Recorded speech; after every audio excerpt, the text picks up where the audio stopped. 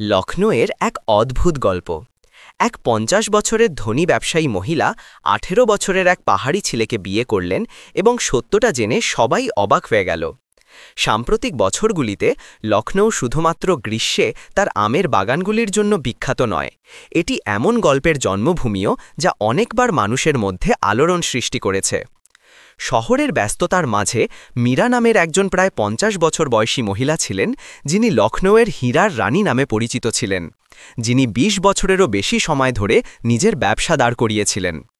মীরা একটি ছোট গ্রামের দরিদ্র মেয়ে থেকে উঠে এসে বিলাসবহুল জুয়েলারি স্টোরগুলির একটি চেনের মালিক হয়েছিলেন, যার বড় ব্যবসায়ীদের সাথে গভীর সম্পর্ক ছিল।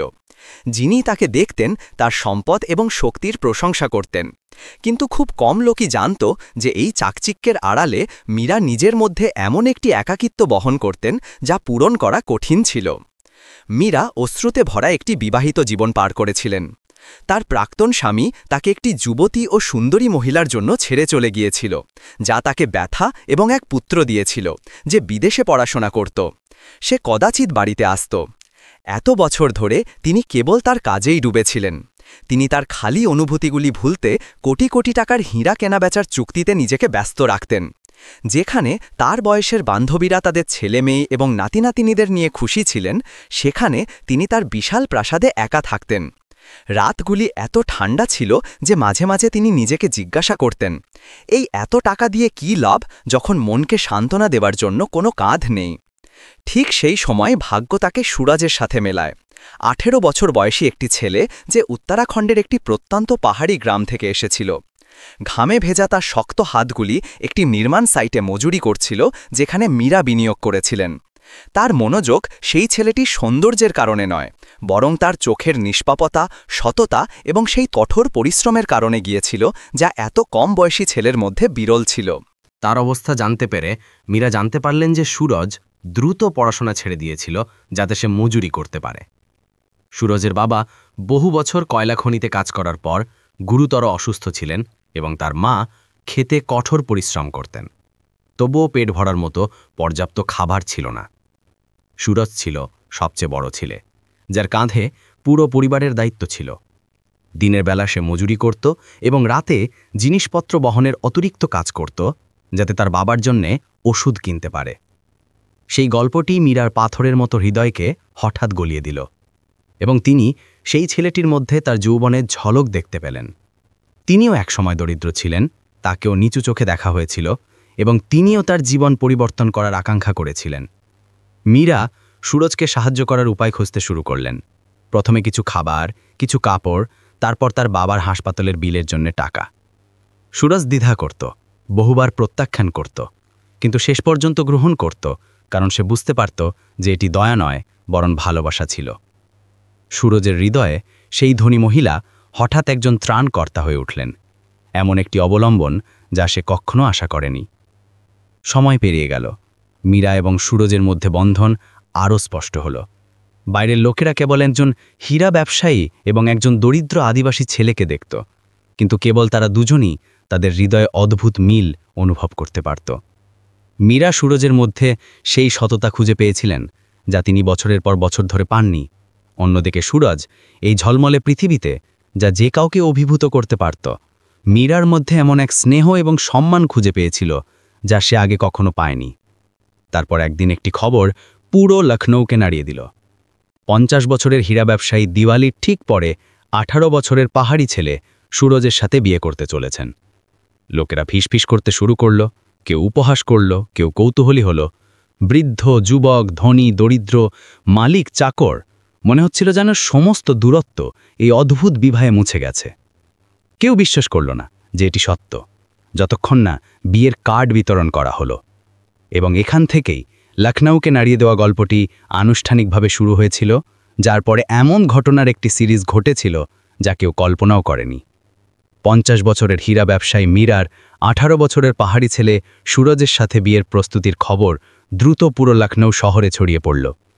কয়েকদিনের মধ্যেই কেন্দ্রীয় বিলাসবহুল ক্যাফে থেকে রাস্তার ধারে চায়ের দোকান পর্যন্ত সর্বত্রই লোকের আলোচনা করছিল। প্রশংসা করার লোক কম এবং সমালোচনা করার লোক বেশি। তারা এটিকে বছরের সবচেয়ে অদ্ভুত বিবাহ বলছিল। জনতার চোখে মীরা ছিলেন সম্পদ এবং ক্ষমতার প্রতীক।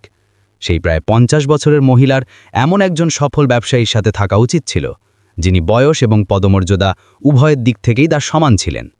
কিন্তু মীরা সুরজকে বেছে নিলেন, একটি দরিদ্র পাহাড়ি ছেলে যার বয়স 20ও ছিল না, যে সবেমাত্র নিজের গ্রাম ছেড়ে রুজি উপার্জনের জন্য মজুরি শুরু করেছিল।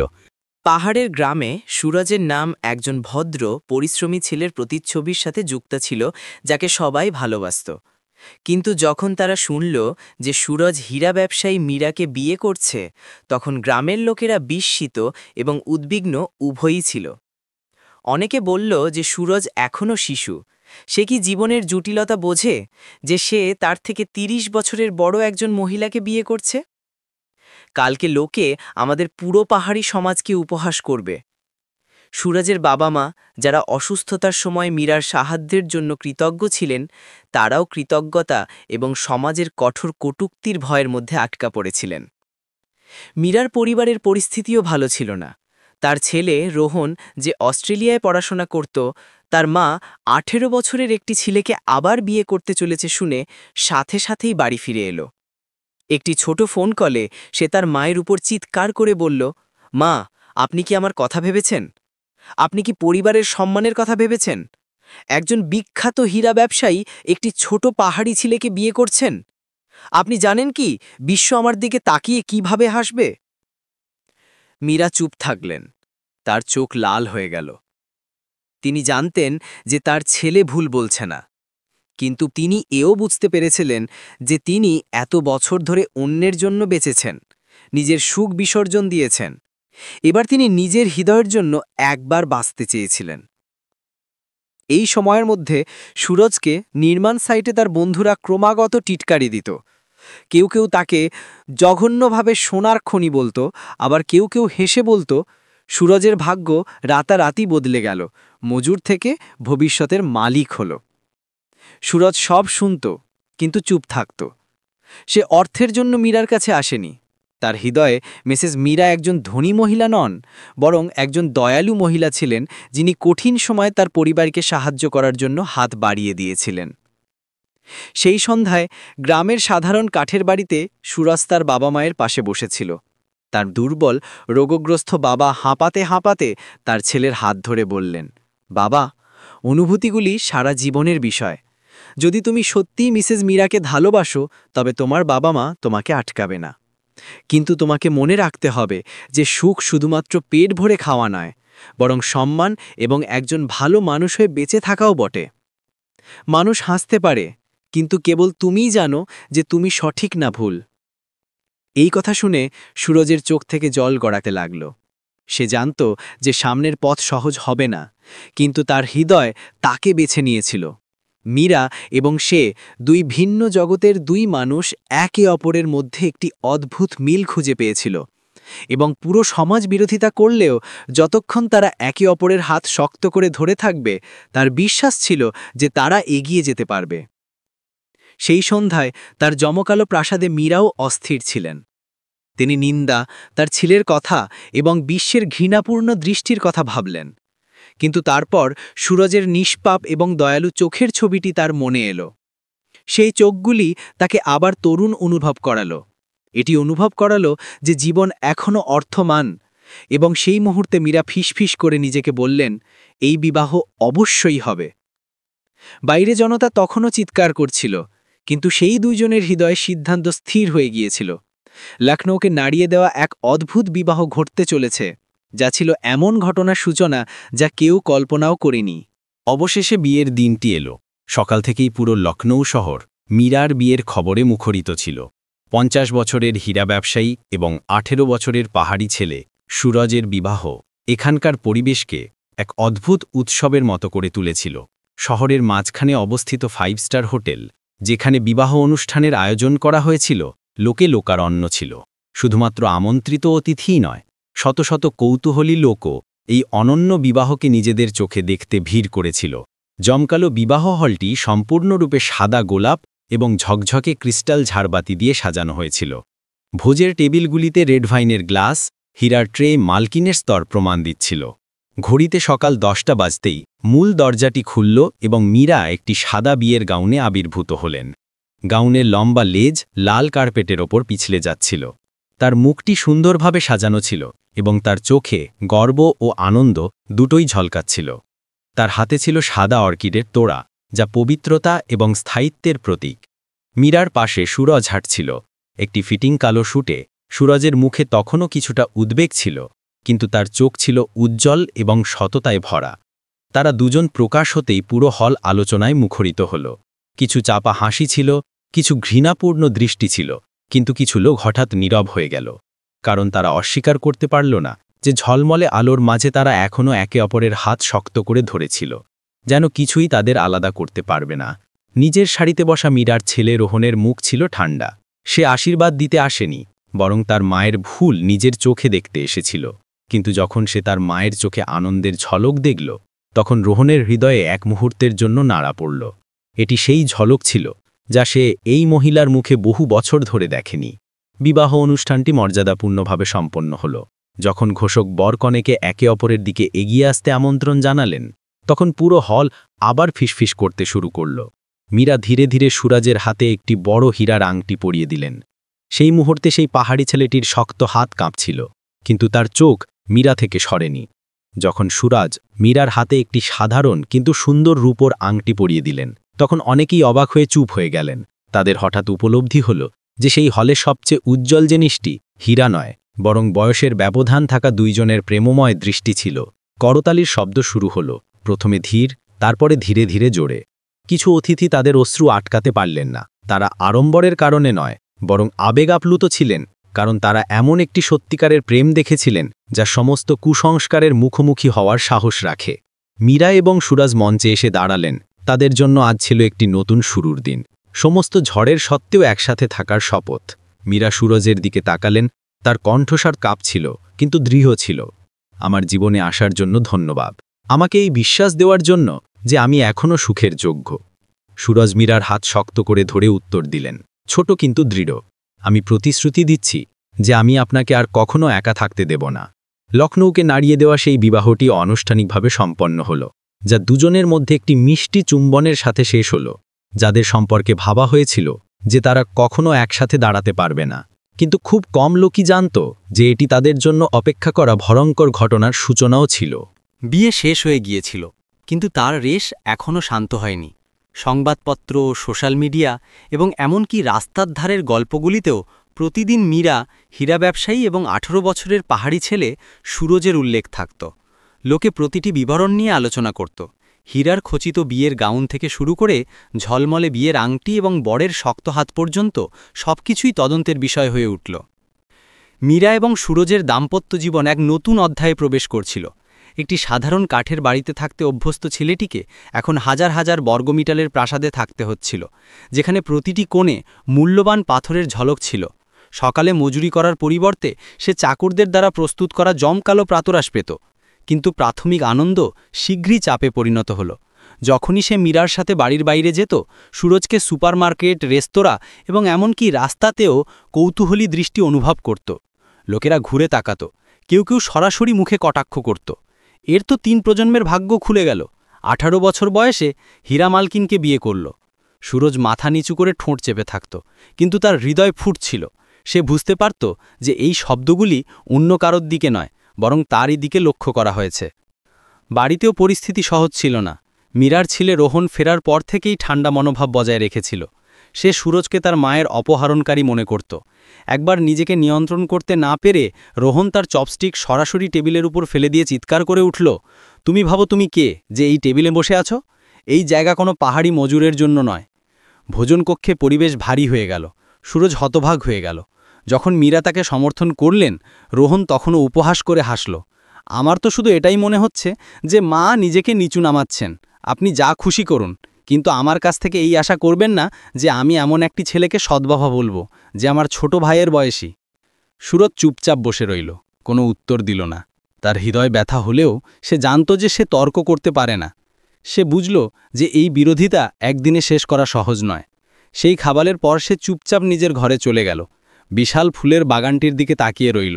তার চোখ দূরে দেখছিল। তার গ্রামের কথা মনে পড়ল। এই বিলাসবহুল জায়গায় তার স্ত্রী ছিল, সুবিধা ছিল, কিন্তু সে নিজেকে এত একা কেন অনুভব করছিল? মীরা ভিতরে এলেন, তার কাঁধে হাত রাখলেন এবং ধীরে ধীরে বললেন, তুমি শিশুর কথায় কান দিও না। আমার বিশ্বাস সময় সবাইকে তোমার হৃদয়ের ভালোত্ব বুঝিয়ে দেবে। সুরজ মাথা নাড়ল, কিন্তু তার হৃদয় তখনও ভারী ছিল।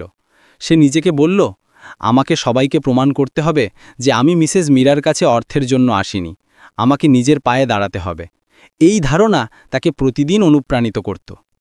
হীরা ব্যবসায় কয়েকজন প্রতিযোগী এই কেলেঙ্কারির সুযোগ নিয়ে মীরার সুনাম ক্ষুণ্ণ করতে শুরু করল। তারা গুজব ছড়ালো যে তিনি এখন আর বুদ্ধিমান নন, আবেগ দ্বারা প্রভাবিত হচ্ছেন এবং শীঘ্রই কোম্পানি অন্য কারোর হাতে চলে যাবে। কোম্পানির ভিতরেও কিছু কর্মী মালকিনের পেছনে ফিসফিস করতে শুরু করল এবং কেউ কেউ মনে মনে বিশ্বাসঘাতকতার পরিকল্পনাও করল। মীরার দীর্ঘদিনের সহকারী প্রকাশ চুপচাপ ক্ষমতা দখলের স্বপ্ন দেখছিল। যখন সে দেখল যে জনসমালোচনার কারণে মীরার সুনাম নড়বড়ে হচ্ছে, তখন সে পরিস্থিতিটির সুযোগ নেওয়ার কথা ভাবল। সুরজের জন্য বিয়ের পরের জীবন ততটা সহজ ছিল না যতটা সে ভেবেছিল। বাইরে গেলেই তাকে কটাক্ষ শুনতে হতো। কি ভাগ্য, মজুরি করত আর এখন হীরা মালকিনের স্বামী। এটা কত বছর চলবে?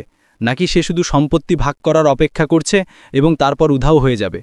প্রতিটি দৃষ্টি, প্রতিটি ফিসফিস তার হৃদয় ছুরির মতো বিজত। একবার একটি অনলাইন সংবাদপত্র একটি দূষিত নিবন্ধ প্রকাশ করল, যাতে বিয়ের ছবির সাথে একটি ব্যঙ্গাত্মক ক্যাপশন ছিল, হীরা এবং পাথর, তারা কি দীর্ঘস্থায়ী হতে পারে? মীরা তার অফিসে সেই নিবন্ধটি পড়লেন। তার হাত কাঁপছিল। তিনি জানতেন যে এটি কেবল একটি উপহাস ছিল না, বরং তার সম্মান এবং ক্যারিয়ারের ওপর একটি আক্রমণ ছিল। মীরা স্থির করলেন যে তিনি তার স্বামীকে বিশ্বের ঘৃণাপূর্ণ দৃষ্টির মুখোমুখি হতে দেবেন না। তিনি বুঝলেন যে যখন সুরাজ নিজেকে প্রমাণ করবে, তখনই জনগণের মতামত ধীরে ধীরে বদলাবে।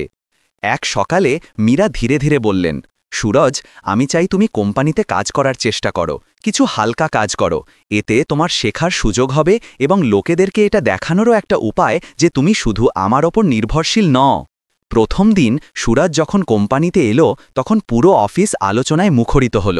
মীরা সুরাজকে গুদাম বিভাগে কাজ করার ব্যবস্থা করলেন, যা মাল গণনা এবং সাধারণ হিসাবের জন্য দায়ী ছিল। শুরুর দিনগুলিতে সুরাজ খুব অনভিজ্ঞ ছিল। তার শক্ত হাত কিবোর্ডে অনড়ভাবে চলত, ক্রমাগত ভুল করত।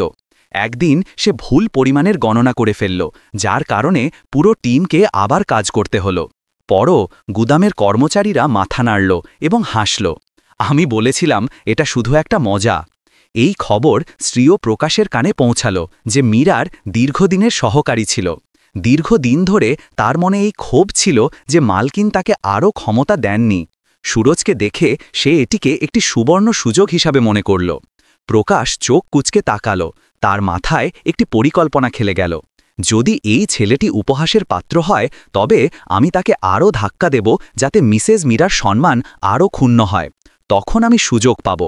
এক দুপুরে যখন সে সুরাজকে গুদামে সংগ্রাম করতে দেখল, প্রকাশ বন্ধুত্বপূর্ণ রূপ ধরে তার কাছে গেল। তোমার কোনো অসুবিধা হলে আমাকে জিজ্ঞাসা করো। আমি এখানে 20 বছর ধরে কাজ করছি, আমার অনেক অভিজ্ঞতা আছে। সুরজ এটা শুনে খুশি হল। সে সততার সাথে ধন্যবাদ জানালো। সে জানত না যে সেই ভদ্র হাসির আড়ালে একটি জঘন্য ষড়যন্ত্র ছিল। প্রকাশ চতুরতার সাথে কিছু ছোট বিবরণ ভুল বলল, যার ফলে সুরজের কাজ আরও জটিল হয়ে গেল। শীঘ্রই স্টকের হিসাবের খাতায় অসঙ্গতি দেখা দিল। পুরো বিভাগ অগোছালো হয়ে গেল এবং রাগান্বিত কর্মচারীরা সমালোচনা করার আরও অজুহাত পেয়ে গেল। মালকিনের স্বামী হওয়ার এটাই মানে, কিছু জানে না তবুও তাকেই প্রাধান্য দেওয়া হয়। এই গুজব বাইরের অংশীদারদের কাছেও ছড়িয়ে পড়ল। কেউ মজা করে বলল, একটি স্বনামধন্য হীরা কোম্পানি এখন 18 বছরের একটি ছেলেকে স্টকের গণনা করতে দিচ্ছে। এতে আশ্চর্যের কিছু নেই যে তাদের সুনাম নষ্ট হচ্ছে। সেদিন সন্ধ্যায় সুরাজ তার ঘরে চুপচাপ বসেছিল। তার মুখ ছিল বিষণ্ণ। তার মনে হলো সে সত্যি অকেজো। যেমনটা লোকেরা বলে, সে বোঝা হয়ে গেছে। যখন মীরা ভিতরে এলেন এবং তার তরুণ স্বামীকে মাথা নিচু করে থাকতে দেখলেন, তিনি ধীরে ধীরে তার হাত ধরলেন। হতাশ হয়ো না, সবাই ভুল করে। গুরুত্বপূর্ণ বিষয় হলো দৃঢ় থাকা। আমার তোমার ওপর বিশ্বাস আছে। সুরজের চোখ ছলছল করে উঠল। সেই মুহূর্তে সে মনে মনে প্রতিজ্ঞা করল যে সে তার স্ত্রীকে হতাশ হতে দেবে না। কিন্তু সে জানত না যে আসল ঝড় সবে শুরু হয়েছে। প্রকাশ বিষের বীজ বুনে দিয়েছিল এবং সে সেই দিনের অপেক্ষায় ছিল যখন এটি এমন একটি আগুনে জ্বলে উঠবে যা মীরার সম্মান এবং সুখ দুটোই পুড়িয়ে দেবে। মীরার কোম্পানিতে 1 মাসের বেশি সময় কাটানোর পর সুরাজ ধীরে ধীরে কাজের উপযুক্ত হয়ে উঠছিল। সে এখন আর আগের মতো আনাড়ি ছিল না, কিন্তু সে এখনও ছোটখাটো ভুল এড়াতে পারত না। একজন পাহাড়ি ছেলের জন্য যে সবেমাত্র কঠিন জীবন থেকে বেরিয়ে এসেছে, একটি বিলাসবহুল অফিসের পরিবেশ, নিয়মকানুন এবং যাচাইকারী দৃষ্টিতে ভরা, এটি একটি সম্পূর্ণ ভিন্ন জগৎ ছিল। প্রতি সকালে যখন সে শার্ট পরে মীরার সাথে কোম্পানিতে যেত, সুরাজের মনে হতো সবার চোখ তার দিকে, কৌতূহলী এবং অবজ্ঞাপূর্ণ উভয়ই।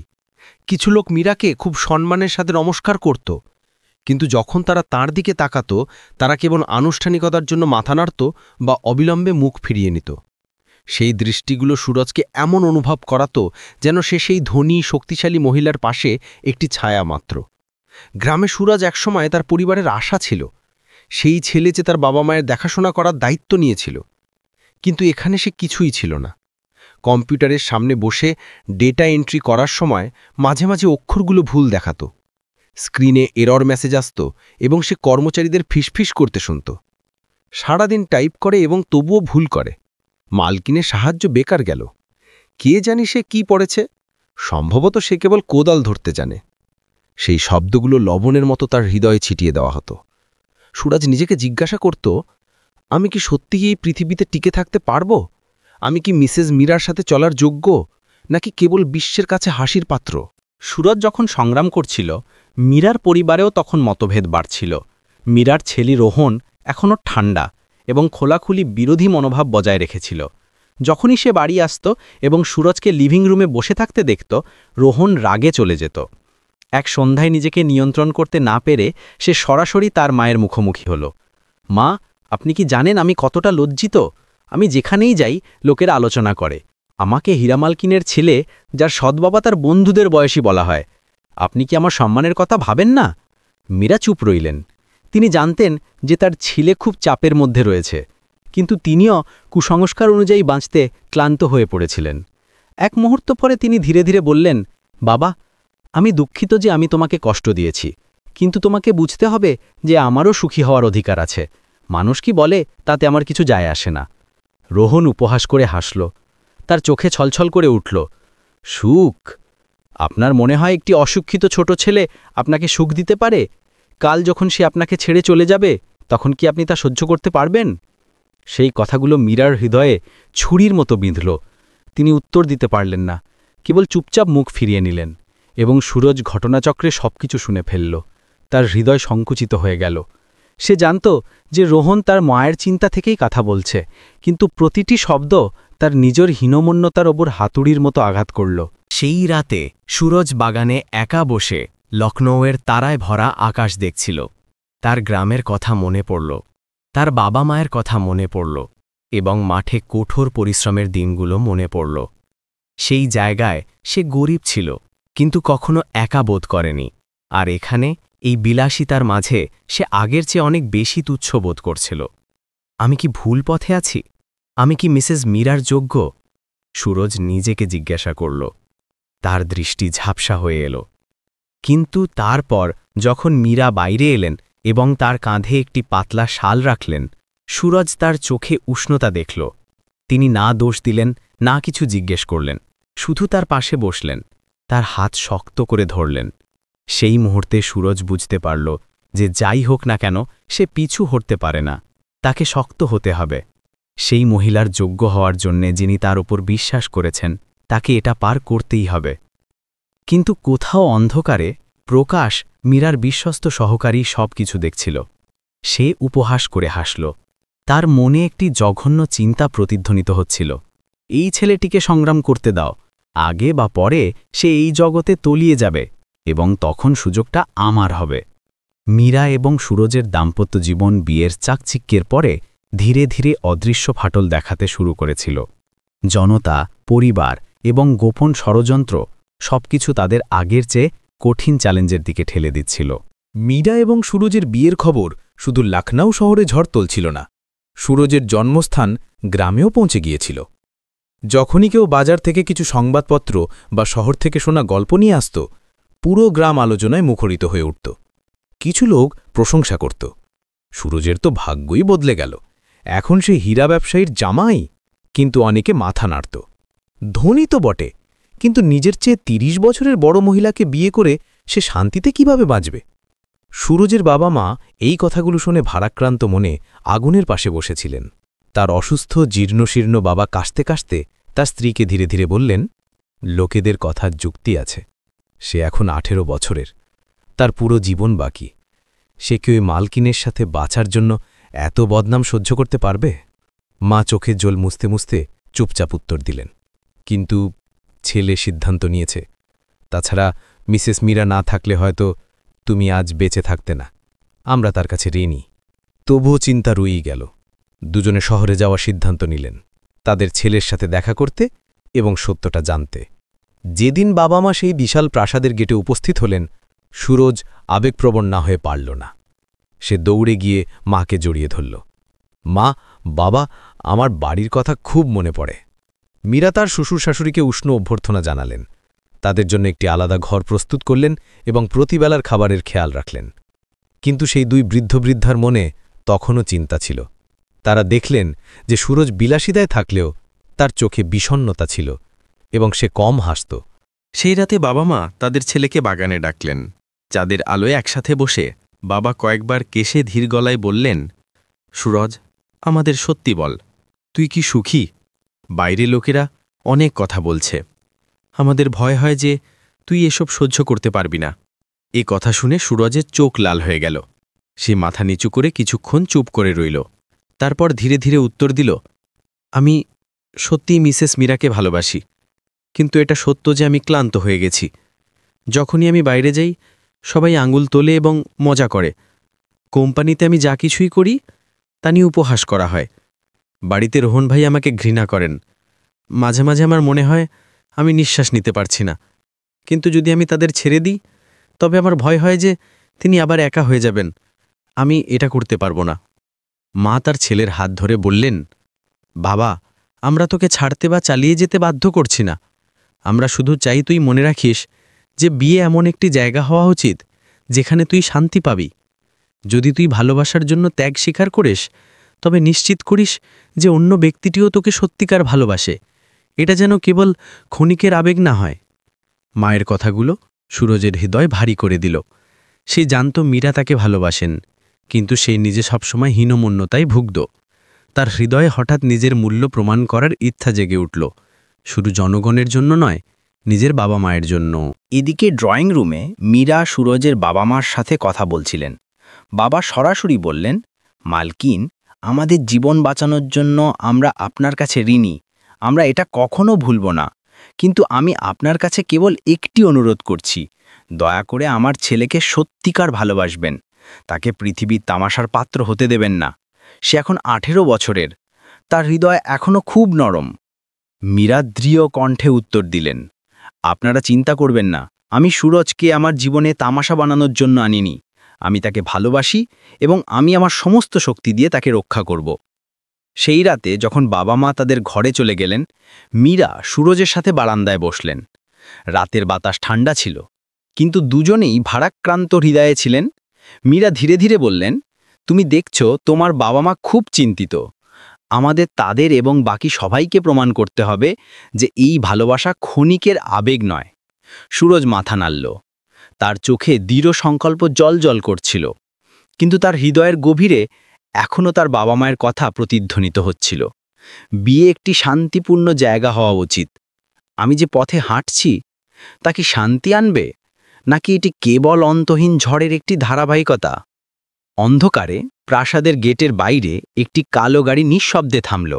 যে ব্যক্তিটি গাড়ি থেকে বের হলেন তিনি আর কেউ নন, প্রকাশ, মীরার সহকারী। সে আলোয় ঝলমলে বাড়িটির দিকে তাকালো। তার ঠোঁটে একটি কুটিল হাসি ছিল। সে জানত মীরার পরিবার বিভক্ত এবং জনতা উত্তেজিত। এটি তার জন্য আঘাত করার সঠিক সময় ছিল। সুরজের বাবা মায়ের প্রাসাদে আসা, যা মীরা এবং তার তরুণ স্বামীর জন্য একটি মানসিক সমর্থন হবে বলে মনে করা হয়েছিল, তা পরিস্থিতি শান্ত করল না। সেই সফরের পর পরিবারে মতভেদ আরও গভীর হল, বিশেষ করে মীরার ছেলে রোহন এবং সুরজের মধ্যে। রোহন, যে তার মায়ের বিয়ের খবর শুনে আগে থেকেই রেগেছিল, সুরজকে কোম্পানিতে সংগ্রাম করতে দেখে এবং তারপর সুরজের বাবা মাকে প্রাসাদে এমনভাবে আসতে দেখে যেন তারা স্থায়ীভাবে বসবাস করতে এসেছে, রোহনের মনে রাগ আরও বেড়ে গেল। এক দুপুরে মীরার আয়োজিত ব্যবসায়িক বন্ধুদের জন্য একটি ছোট পার্টিতে যখন সবাই কথা বলছিল, রোহন হঠাৎ ব্যঙ্গাত্মক সুরে বলল, আমি আপনাদের সকলের সাথে পরিচয় করিয়ে দিতে চাই। ইনি আমার নতুন সৎ বাবা। মাত্র 18 বছর বয়স, পাহাড়ি গ্রাম থেকে এসেছেন, মাল বহন এবং মজুরি করতে পারদর্শী এবং এখন হীরা পরিবারের সদস্য হয়েছেন। পরিবেশ শান্ত হয়ে গেল। অনেক অতিথি বিব্রতভাবে একে অপরের দিকে তাকাতে লাগলেন এবং তারপর সুরজের দিকে তাকালেন। সেই তরুণ ছেলেটির মুখ লাল হয়ে গেল, তার হাত কাঁপছিল। সেই কথাগুলো ছুরির মতো সোজা তার হৃদয়ে বিঁধল, সেই হীনমন্যতাকে জাগিয়ে দিল যা কখনো শান্ত হয়নি। মীরা রাগে কেঁপে উঠলেন। তিনি উঠে দাঁড়ালেন। রোহন, তুমি কি বলছো? তুমি এত লোকের সামনে ওকে কিভাবে অপমান করতে পারো? রোহন উপহাস করে হাসল, তার চোখে একটি চ্যালেঞ্জিং ঝলক ছিল। আমি শুধু সত্যি বলছি মা, এখানে উপস্থিত অতিথিদের জিজ্ঞাসা করুন যে তাদের মধ্যে কেউ কি এমন একজন 18 বছরের ছেলেকে, যে ঠিকমতো পড়াশোনাও করেনি, তাদের সমান টেবিলে বসতে মেনে নেবে? আপনি কোন বিষয়ে গর্ব করছেন? পরিবেশ এত ভারী হয়ে গেল যে অনেকে মীরার পরিবারের সংঘাত এড়াতে দ্রুত উঠে চলে গেল। যখন দরজা বন্ধ হলো, মীরা তার ছেলের দিকে তাকালেন। তার চোখ দিয়ে জল বেরিয়ে এলো। তুমি দিন দিন সীমা অতিক্রম করছো। তুমি আমাকে বুঝতে পারছো না কেন? আমার সাথে কাউকে প্রয়োজন, পৃথিবীর বাহবা নয়। রোহন তার মাকে কাঁদতে দেখে চলে গেল এবং সুরজ, যার মুখ ফ্যাকাশে হয়ে গিয়েছিল, চুপচাপ বাগানে চলে গেল। তার মাথায় রোহনের প্রতিটি শব্দ প্রতিধ্বনিত হচ্ছিল। মজুর, মাল বহনকারী, পৃথিবীর তামাশা। সেই শব্দগুলো তাকে এত ছোট অনুভব করালো যেন এই পৃথিবীতে তার জন্য কোনো জায়গাই নেই। সেই রাতে সুরজ সিঁড়িতে একা বসেছিল। তার চোখ বিষণ্ণ ছিল যখন মীরা এসে তার কাঁধে হাত রাখলেন। সে ধীরে ধীরে বলল, হয়তো আমি ভুল ছিলাম। আমার আপনার জীবনে আসা উচিত ছিল না। আমি শুধু আপনার এবং আপনার পরিবারের জন্যে আরও সমস্যা সৃষ্টি করছি। মীরা তার হাত শক্ত করে ধরলেন। তার কণ্ঠস্বর ছিল দৃঢ়। না, তুমি ভুল ভুল বাইরের কুসংস্কারে। আমাকে বিশ্বাস করো, আমরা এটি পার করব। অন্ধকারে প্রকাশের হালকা হাসি ফুটে উঠল। সে দূর থেকে সবকিছু দেখছিল। তার চোখে ছিল পরিকল্পনা। মীরার পরিবারে ফাটল ঠিক সেটাই ছিল যার জন্যে সে অপেক্ষা করছিল। পরের দিনই প্রকাশ বাইরে নতুন গুজব ছড়াতে শুরু করল যে কোম্পানির গুদাম এখন একটি পাহাড়ি ছেলে পরিচালনা করছে, যে মিসেস মীরা প্রেমে অন্ধ হয়ে গেছেন এবং কাজ উপেক্ষা করছেন। এই বানোয়াট কথাগুলো আগুনের মতো ছড়িয়ে পড়ল, যার ফলে কিছু অংশীদার দ্বিধায় পড়ে গেল। শুধু তাই নয়, প্রকাশ চতুরতার সাথে কর্মচারীদের কানে ফিসফিস করল, আমি শুনেছি মালকিন তাকে আরও ক্ষমতা দেবার পরিকল্পনা করছেন। এই কোম্পানি কি এখন 18 বছরের ছেলের খেলার মাঠ হয়ে যাবে? প্রকাশের কথাগুলো অনেকের মনে সন্দেহ বুনে দিল। ধাপে ধাপে সে মীরা এবং সুরজকে তাদের নিজেদের দ্বিতীয় ঘর, সেই হীরা কোম্পানি থেকে আলাদা করার চেষ্টা করছিল, যা তারা কঠোর পরিশ্রমে তৈরি করেছিল। এদিকে রোহন এখনও ঠান্ডা মনোভাব বজায় রেখেছিল। সুরজকে নিজের চোখে একটি কাঁটা মনে করত। মীরা মাঝখানে দাঁড়িয়েছিলেন। নিজের তরুণ স্বামীকে রক্ষা করতে চাইতেন এবং নিজের ছেলেকে দিন দিন দূরে সরে যেতে দেখে দুঃখ পেতেন। যে সুখকে তিনি একসময় শান্তিপূর্ণ আশ্রয় ভেবেছিলেন, এখন তা একটি ভয়ঙ্কর ঝড়ে পরিণত হয়েছিল, যা পুরো পরিবারকে উত্তেজনার ঘূর্ণিপাকে টেনে নিয়ে যাচ্ছিল।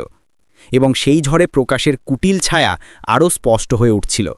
সে কেবল অপেক্ষা করছিল না, বরং তার মালকিনকে নিচে নামাতে এবং সুরজকে অপমানের অতল গহ্বরে ঠেলে দেবার জন্য তার প্রথম জঘন্য আঘাত করার প্রস্তুতি নিচ্ছিল।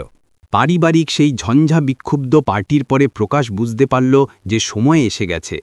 রোহন এবং সুরজের মধ্যে ফাটল খুব স্পষ্ট ছিল এবং বাইরের জনতাও বানোয়াট কথা অনুসরণ করছিল। যদি সে আরও একটি জঘন্য আঘাত করে, তবে সে মীরার সুনাম দ্রুত নষ্ট করতে পারবে। এক দুপুরে প্রকাশ গুদামে গেল, যেখানে সুরজ মনোযোগ সহকারে মাল গণনা করছিল। প্রতিটি ছোট চকচকে হীরা সাবধানে খাতার হিসাবে নথিভুক্ত করা হচ্ছিল। প্রকাশ একটি বন্ধুত্বপূর্ণ রূপ ধারণ করল। সুরজের কাঁধে চাপড় দিল, তুমি ভালো কাজ করছো, কিন্তু মনে রেখো, এই হীরার গুদামে একটি ছোট ভুলও মিসেস মীরার ক্যারিয়ার ধ্বংস করতে পারে। সাবধান থেকো। সুরজ মাথা তুলে সম্মতি জানালো। তার চোখ ছিল গম্ভীর। আমি জানি, তাই আমি সবসময় মনোযোগ দিয়ে যাচাই করি। কিন্তু সেই মাথা নাড়ার আড়ালে প্রকাশ উপহাস করে হাসল। সেই রাতে সে চুপিসারে গুদামে ঢুকল, একটি চালানে পরিমাণ পরিবর্তন করে দিল এবং চতুরতার সাথে চিহ্ন মুছে দিল। পরের দিন সকালে যখন ক্রস চেক বিভাগ মিলিয়ে দেখল, তারা অবিলম্বে কোটি কোটি টাকার হীরা কম থাকার বিষয়টি আবিষ্কার করল। খবর বিদ্যুতের মতো ছড়িয়ে পড়ল। কর্মচারীরা ফিসফিস করল, শুনেছি গতকাল রাতের মালে কোনো সমস্যা ছিল। ম্যানেজার কে ছিল? মালকিনের তরুণ স্বামী সুরজ। কয়েক ঘন্টার মধ্যে গুজব প্রমাণে পরিণত হল। লোকেরা কানাঘুষো করতে লাগল যে সুরজ চুরি করেছে, সম্ভবত নিজের গ্রামে পাঠানোর জন্য। কিছু অনলাইন সংবাদপত্র তো একটি বিদ্বেষপূর্ণ শিরোনামের সাথে একটি নিবন্ধও প্রকাশ করল। হীরা ব্যবসায়ীর তরুণ স্বামী তৎসুপের সন্দেহ। কোম্পানিতে দৃষ্টি সুরজের ওপর নিবদ্ধ হল। অনেকে উপহাস করে হাসল। আমি বলেছিলাম সত্যিকারের ভালোবাসা বলে কিছু নেই। এই ছেলেটি স্পষ্টভাবে শুধু লুট করার অপেক্ষায় ছিল। মিসেস মীরা খুব অন্ধ, তিনি নিজের ঘরেই সাপ পুষেছেন। সুরজ এই কথাগুলো শুনে কেঁপে উঠল। সে তোতলামি করে বোঝাল, আমি কিছু করিনি, আমি শপথ করছি যে আমি একটি হিরেও স্পর্শ করিনি। কিন্তু এখন কে বিশ্বাস করবে? ঘৃণাপূর্ণ দৃষ্টি তাকে দমবন্ধ করা পরিস্থিতিতে ফেলল। খবর শীঘ্রই মীরার কাছে পৌঁছাল। যখন তিনি গুদামে গেলেন এবং তার তরুণ স্বামীকে সন্দেহের ঘেরে একা দাঁড়িয়ে থাকতে দেখলেন, তখন তার হৃদয় সংকুচিত হয়ে গেল। না ভেবেই মীরা জোরে বললেন, আমার সুরজের ওপর বিশ্বাস আছে, সে কিছুই নেয়নি। তার দৃঢ় কণ্ঠস্বর পুরো ঘরকে অবাক করে দিল। কিন্তু প্রকাশ চতুরতার সাথে মাঝখানে কথা বলল। তার কণ্ঠে কিছুটা আফসোস ছিল। ম্যাডাম, আমি জানি আপনি তাকে বিশ্বাস করেন, কিন্তু সংখ্যা মিথ্যা বলে না। মাল গায়েব হয়েছে, যদি সে না হয় তবে কে? পরিবেশ একটি টানটান তারের মতো ছিল। মীরা একটি দীর্ঘশ্বাস নিলেন। তিনি সরাসরি প্রকাশের দিকে তাকালেন। তার চোখ ছিল বরফের মতো শীতল। তুমি ঠিক বলেছ, সংখ্যা মিথ্যা বলে না, কিন্তু আমিও অন্ধ নই। আমি সমস্ত নিরাপত্তা ক্যামেরা আবার পরীক্ষা করাব। আমি এখানেই সত্য প্রমাণ করতে চাই। প্রকাশ এক মুহূর্তের জন্য চমকে উঠল। সে ভেবেছিল মীরা নরম হয়ে যাবে, কিন্তু মীরা তার ভাবনার চেয়েও বেশি শক্ত ছিলেন। যখন প্রযুক্তিগত কর্মীরা ক্যামেরা সিস্টেমটি রিপ্লে করল, তখন একটি সত্য ধীরে ধীরে সামনে এলো। অস্পষ্ট ছবিতে মাঝরাতে গুদামে চুপিসারে ঢুকতে থাকা একজন ব্যক্তির ছায়া দেখা গেল। মুখ স্পষ্ট ছিল না, কিন্তু চালচলন পরিচিত ছিল। সুরজ হতবাক হয়ে গেল যখন সবাই চিৎকার করতে লাগল, দেখলেন এটা কি সে নয়, এটা তো ওরই শরীর। মীরা ভ্রু কুঁচকালেন, কিন্তু নড়লেন না। তিনি জানতেন যে সুরজ গতকাল রাতে তার সাথে বাড়িতে ছিল। সেই অস্পষ্ট প্রমাণ তাকে আরও বেশি বিশ্বাস করতে বাধ্য করল যে কেউ চাল চালছে। আপাতত আমি সমস্ত আলোচনা স্থগিত করব। মীরা একটি শক্তিশালী কণ্ঠে বললেন, যতক্ষণ না সত্য জানা যায়। যদি সুরজ সত্যিই দোষী হয়, তবে আমি দায়িত্ব নিতে প্রস্তুত। কিন্তু যদি কেউ তাকে ফাঁসিয়ে থাকে, তবে সেই ব্যক্তিকে 100 গুণ মূল্য চোকাতে হবে। পুরো ঘর চুপ হয়ে গেল। প্রকাশ উদ্বেগ লুকানোর চেষ্টা করে চুপচাপ দাঁড়িয়ে রইল। সে আশা করেনি যে মীরা শেষ পর্যন্ত মুখোমুখি হওয়ার সাহস করবে, কিন্তু তার হৃদয়ে এখনও বিশ্বাস ছিল যে বাইরের জনতার স্পষ্ট প্রমাণের প্রয়োজন হবে না। শুধুমাত্র সন্দেহই মীরা এবং সুরজের সুনাম নাড়ানোর জন্য যথেষ্ট হবে। সেই রাতে প্রাসাদে ফিরে সুরজ মীরার কাঁধে ভেঙে পড়ল। তার গলা ধরে এলো, আমি এটা আর সহ্য করতে পারছি না। মানুষ কেন সবসময় আমার সম্পর্কে খারাপ ভাবে? আমি চেষ্টা করেছি, কিন্তু কেউ কেন বিশ্বাস করে না? মীরা তাকে শক্ত করে জড়িয়ে ধরলেন এবং ফিসফিস করলেন, কারণ তুমি আমার সাথে আছো।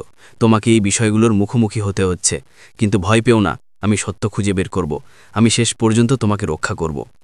বাইরে জনতার ঝড় আবার জ্বলে উঠল, কিন্তু সেই দুইজনের হৃদয়ে দৃঢ় সংকল্পের একটি শিখা জ্বলে উঠেছিল। এবং কোথাও অন্ধকার কোণে প্রকাশ হাসল, নিজের ষড়যন্ত্রের পরবর্তী পদক্ষেপের প্রস্তুতি নিচ্ছিল। গুদামে হীরা কম হওয়ার ঘটনার পর খবর বাতাসের চেয়েও দ্রুতগতিতে বাইরে ছড়িয়ে পড়ল। অনলাইন সাইটগুলো একযোগে চাঞ্চল্যকর শিরোনামের সাথে নিবন্ধ প্রকাশ করল। গুদামে হীরা কম হওয়ার ঘটনা, খবর বাতাসের চেয়েও দ্রুতগতিতে বাইরে ছড়িয়ে পড়ল। অনলাইন সাইটগুলো একযোগে চাঞ্চল্যকর শিরোনামের সাথে নিবন্ধ প্রকাশ করল। হীরা ব্যবসায়ীর তরুণ পাহাড়ে স্বামী চুরির সন্দেহে, কোটি টাকার বিয়ের কিছু পরেই মিসেস মীরা বিপদে। ক্যামেরা থেকে অস্পষ্ট ছবিগুলো এডিট করা হলো এবং বিদ্বেষপূর্ণ মন্তব্যের সাথে যুক্ত করা হলো, যার ফলে জনতা আরও বেশি ক্ষুব্ধ হলো। ফোরামগুলোতে হাজার হাজার মন্তব্য দেখা দিল। আমি বলেছিলাম ওই ছেলেটি নিশ্চিতভাবে কেবল টাকার জন্য এসেছে, বিয়ের কিছু পরে সে একটা কেলেঙ্কারিতে ফেসে গেল। আমি বিশ্বাস করতে পারছি না মিসেস মীরা ধনী কিন্তু অন্ধ। এই ফলাফল আশ্চর্যজনক। জনতার ঝড়ের সামনে অনেকে ভেবেছিল মীরা চুপ থাকা বেছে নেবেন, কিন্তু তিনি তার বিপরীত করলেন। মীরা কোম্পানির সদর দপ্তরে একটা প্রেস কনফারেন্স আয়োজন করার সিদ্ধান্ত নিলেন। সেদিন মিডিয়া জমায়েত হলো। ক্যামেরার ফ্ল্যাশ ক্রমাগত জ্বলছিল। সবাই হীরা মালকিনের কাছ থেকে সেই কেলেঙ্কারি সম্পর্কে কিছু শোনার অপেক্ষায় ছিল, যা পুরো দেশে আলোড়ন সৃষ্টি করছিল। একটি দুর্দান্ত সাদা স্যুটে মীরা মঞ্চে উঠলেন। তার মুখ শান্ত ছিল, কিন্তু চোখে ছিল দৃঢ় সংকল্প। সবাইকে ধন্যবাদ দেওয়ার পর তিনি সরাসরি বললেন, আমি জানি গত কয়েকদিন ধরে জনতার সন্দেহ আমার স্বামী সুরজের উপর রয়েছে, কিন্তু আমি নিশ্চিত করতে চাই যে সুরজ সম্পূর্ণরূপে নির্দোষ। ঘটনার রাতে সে আমার সাথে বাড়িতে ছিল। ক্যামেরার ছবিগুলো কেবল অস্পষ্ট, সেগুলোকে দোষী সাব্যস্ত করার প্রমাণ হিসাবে ব্যবহার করা যায় না। আমি সত্য স্পষ্ট করার জন্য কর্তৃপক্ষের সাথে সহযোগিতা করব। যে কেউ মিথ্যা অভিযোগ করবে আমি তার বিরুদ্ধে মামলা করব। পুরো হল আলোচনায় মুখরিত হল। অনেক সাংবাদিক ক্রমাগত প্রশ্ন জিজ্ঞাসা করলেন। কেউ কেউ তো উস্কানুমূলকভাবে জিজ্ঞাসা করলেন, ম্যাডাম, যদি একদিন আপনি জানতে পারেন যে আপনার স্বামী সত্যিই দোষী, তবে কি আপনি এটা স্বীকার করার সাহস করবেন যে আপনি একজন 18 বছরের ছেলেকে বিয়ে করে ভুল করেছেন?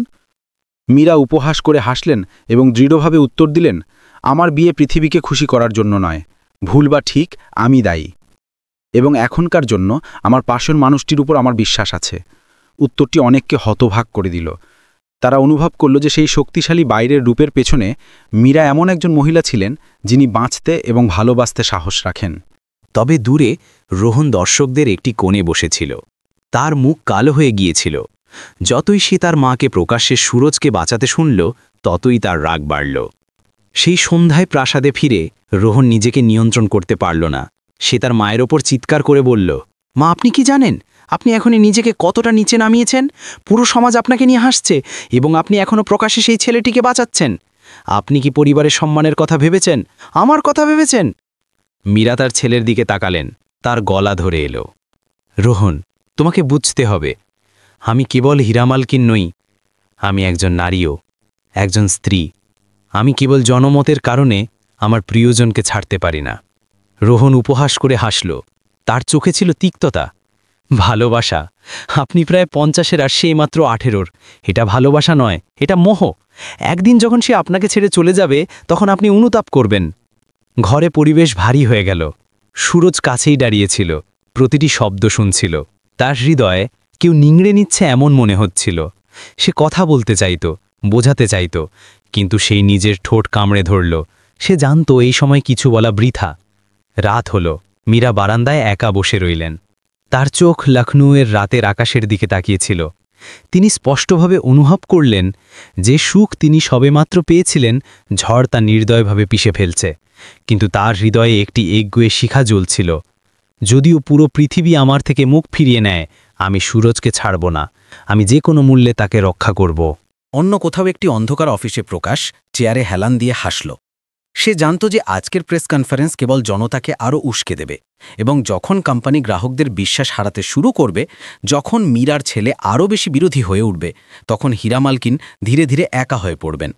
এটাই সেই সুযোগ যার জন্য সে অপেক্ষা করছিল। প্রেস কনফারেন্সের পরেও জনতা শান্ত হল না। অনলাইনে সুরজকে লক্ষ্য করে ব্যঙ্গাত্মক, অপমানজনক শব্দ বাড়তেই থাকল। সে যেখানেই যেত কৌতূহলী দৃষ্টি, গোপন ফিসফিসানি পেত। শুরুতে সুরজ চুপ থাকা বেছে নিয়েছিল, কিন্তু ধীরে ধীরে সেই নীরবতা একটি বোঝা হয়ে গেল। সে নিজেকে জিজ্ঞাসা করল, যদি আমি সবসময় মিসেস মীরার ছায়ায় বেঁচে থাকি, তবে কি আমি কখনো মানুষের সম্মান পাব? এক সন্ধ্যায় যখন মীরা সবেমাত্র কাজ সম্পর্কিত একটি ফোন কল শেষ করেছিলেন, তিনি ঘরে গেলেন এবং সুরজকে পড়ার টেবিলে বসে কষ্ট করে লিখতে দেখলেন। তার পাতাগুলো ছড়ানো ছিটানো ছিল। তার হাতের লেখা এমন একটি শিশুর মতো ছিল যে সবেমাত্র লিখতে শিখছে। নিজের স্ত্রীকে ভিতরে আসতে দেখে সুরজ মাথা তুলল। তার চোখে দৃঢ় সংকল্প ছিল, আমাকে আবার শুরু থেকে শিখতে হবে। আমি চিরকাল ভাগ্যবান মজুর কেহলাতে চাই না। আমি একটি পেশা চাই। আমি নিজের পায়ে দাঁড়াতে চাই। মীরা হতবাক হয়ে গেলেন। তিনি কাছে এলেন, নিজের স্বামীর কাঁধে হাত রাখলেন। তার চোখে গর্বের সাথে মিশ্রিত ভালোবাসা জল করছিল। তোমাকে পৃথিবীকে কিছু প্রমাণ করার চেষ্টা করার দরকার নেই, শুধু আমার সাথে সৎ থাকো, সেটুকুই যথেষ্ট, তাই না? সুরজ মাথা নাড়ল। আমি আপনাকে, আমার বাবা মাকে এবং নিজেকে প্রমাণ করতে চাই। সেদিন থেকে সুরজের রুটিন বদলে গেল। সকালে সে এখনও গুদামে কাজ করতে যেত। দুপুরে সে বাড়ির কাছে একটি বয়স্ক শিক্ষা ক্লাসে ভর্তি হল। সন্ধ্যায় সে মীরা বন্ধুদের দ্বারা সুপারিশকৃত একটি রত্ন কাটার কোর্সে যেত। যে হাতগুলো কোদাল এবং বেলচা ধরতে অভ্যস্ত ছিল, এখন প্রতিটি পাথরকে সাবধানে কাটার অনুশীলন করছিল। প্রথম কাটিং তার আঙুল কেটে দিল, রক্ত বের হচ্ছিল, কিন্তু সুরজ অটল ছিল। যখনই সে ব্যথা পেত, সে বিশ্বের ঘৃণাপূর্ণ দৃষ্টির কথা ভাবত, দূরের গ্রামে নিজের বাবার উপদেশের কথা ভাবত, একজন ভালো মানুষ হয়ে বাঁচো। ধীরে ধীরে কোম্পানির কর্মচারীরা লক্ষ্য করতে শুরু করল। তারা দেখল যে সুরজ ভারী কাজ করতে ভয় পায় না, এখনও মাল লোড এবং আনলোড করে এবং সাবধানে রেকর্ড রাখে। একদিন যখন ভারী বৃষ্টি হচ্ছিল এবং গুদামে জল পড়ছিল, সুরজ প্রহরীর সাথে মাল ঢাকতে এবং মুড়িয়ে রাখতে দৌড়ে গেল। মাথা থেকে পা পর্যন্ত ভিজে গেল। লোকেরা হঠাৎ উপলব্ধি করল যে মালকিনের স্বামী কেবল নির্ভরশীল নয়। কিন্তু অন্য কোণে প্রকাশ এখনও থামেনি। সে দেখল যে সুরজ কিছু কর্মচারী স্নেহ জিততে শুরু করেছে এবং অবিলম্বে আরও একটি গুজব ছড়াল। শুনেছ মিসেস মীরা তাকে একটি পুরো স্টোর পরিচালনা করার দায়িত্ব দেওয়ার প্রস্তুতি নিচ্ছেন। এটি 18 বছরের ছেলের হাতে পুরো সম্পত্তি তুলে দেওয়ার মতো। এই গুজব কোম্পানিতে একটি গোপন ঢেউ সৃষ্টি করে দ্রুত ছড়িয়ে পড়ল। কিছু পুরনো কর্মচারী রেগে গেল, এটা ভেবে যে তাদের প্রচেষ্টাকে অবহেলা করা হচ্ছে, এবং অংশীদাররা সতর্ক হয়ে গেল। জানি না হীরক কোম্পানির ভবিষ্যৎ কি হবে যদি এটি সত্যি একজন অনভিজ্ঞ ছেলের হাতে পড়ে। এদিকে মীরার ছেলে রোহন এখনও তীব্র বিরোধিতায় অনড় ছিল। একবার যখন সে সুরজকে দেরিতে বাড়ি ফিরতে দেখল, তার হাতে শিল্প শেখার কারণে আঁচড় লেগেছিল, তখন রোহন উপহাস করে হাসল। তোমার মনে হয় কয়েক মাস পাথর কাটা তোমাকে বড় ব্যবসায়ীদের সমান দাঁড় করাবে? ভুলের মধ্যে থেকো না। সুরজ তর্ক করল না, সে কেবল মাথা নিচু করে নিজের ক্ষতে ব্যান্ডেজ বাঁধতে থাকল। কিন্তু তার হৃদয় দৃঢ় সংকল্প আরও জ্বলে উঠছিল। আমাকে এটা করতে হবে, আমি যতবারই পড়ি না কেন আমাকে প্রমাণ করতে হবে। সেই রাতে মীরা চুপচাপ তার তরুণ স্বামীকে ঘুমন্ত অবস্থায় দেখছিলেন। তার ব্যান্ডেজ করা হাত টেবিলের উপর খোলা ছিল। তিনি স্পষ্টভাবে দেখলেন যে সেই আনাড়ি বাইরে রূপের আড়ালে একটি শক্তিশালী হৃদয়, একটি অদম্য ইচ্ছা শক্তি ছিল। এটাই সেই জিনিস যা তাকে আরও বেশি বিশ্বাস করালো যে এই ভালোবাসা ভুল ছিল না এবং একদিন পৃথিবীকে মাথা নত করতে হবে। বাইরে জনতার ঝড় এখনও তুঙ্গে ছিল, কিন্তু প্রাসাদের উষ্ণ হলুদ আলোয় মীরা এবং সুরজ ধাপে ধাপে সবকিছুর মুখোমুখি হচ্ছিলেন। তারা জানত না যে প্রকাশ নামের কালো ছায়া এখনও ওত পেতে বসে আছে, নিজের পরবর্তী জঘন্য আঘাতের অপেক্ষায়। সময় নিঃশব্দে পার হয়ে গেল। সুরজ ধীরে ধীরে নিজের দৃঢ়তা প্রমাণ করে দিল।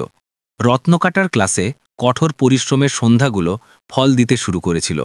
শুরুতে তার আনাড়ি শক্ত হাত কেবল পাথরগুলোতে আঁচড় কাটতে পারত, কিন্তু পর্যবেক্ষণ, নোট নেওয়া এবং রক্ত বের হওয়া পর্যন্ত অনুশীলনের কঠোর পরিশ্রমের জন্য ধন্যবাদ, সুরজ ধীরে ধীরে পরিষ্কার কাটিং তৈরি করতে শুরু করল এবং এমনকি তার নিজস্ব একটি শৈলীও ছিল।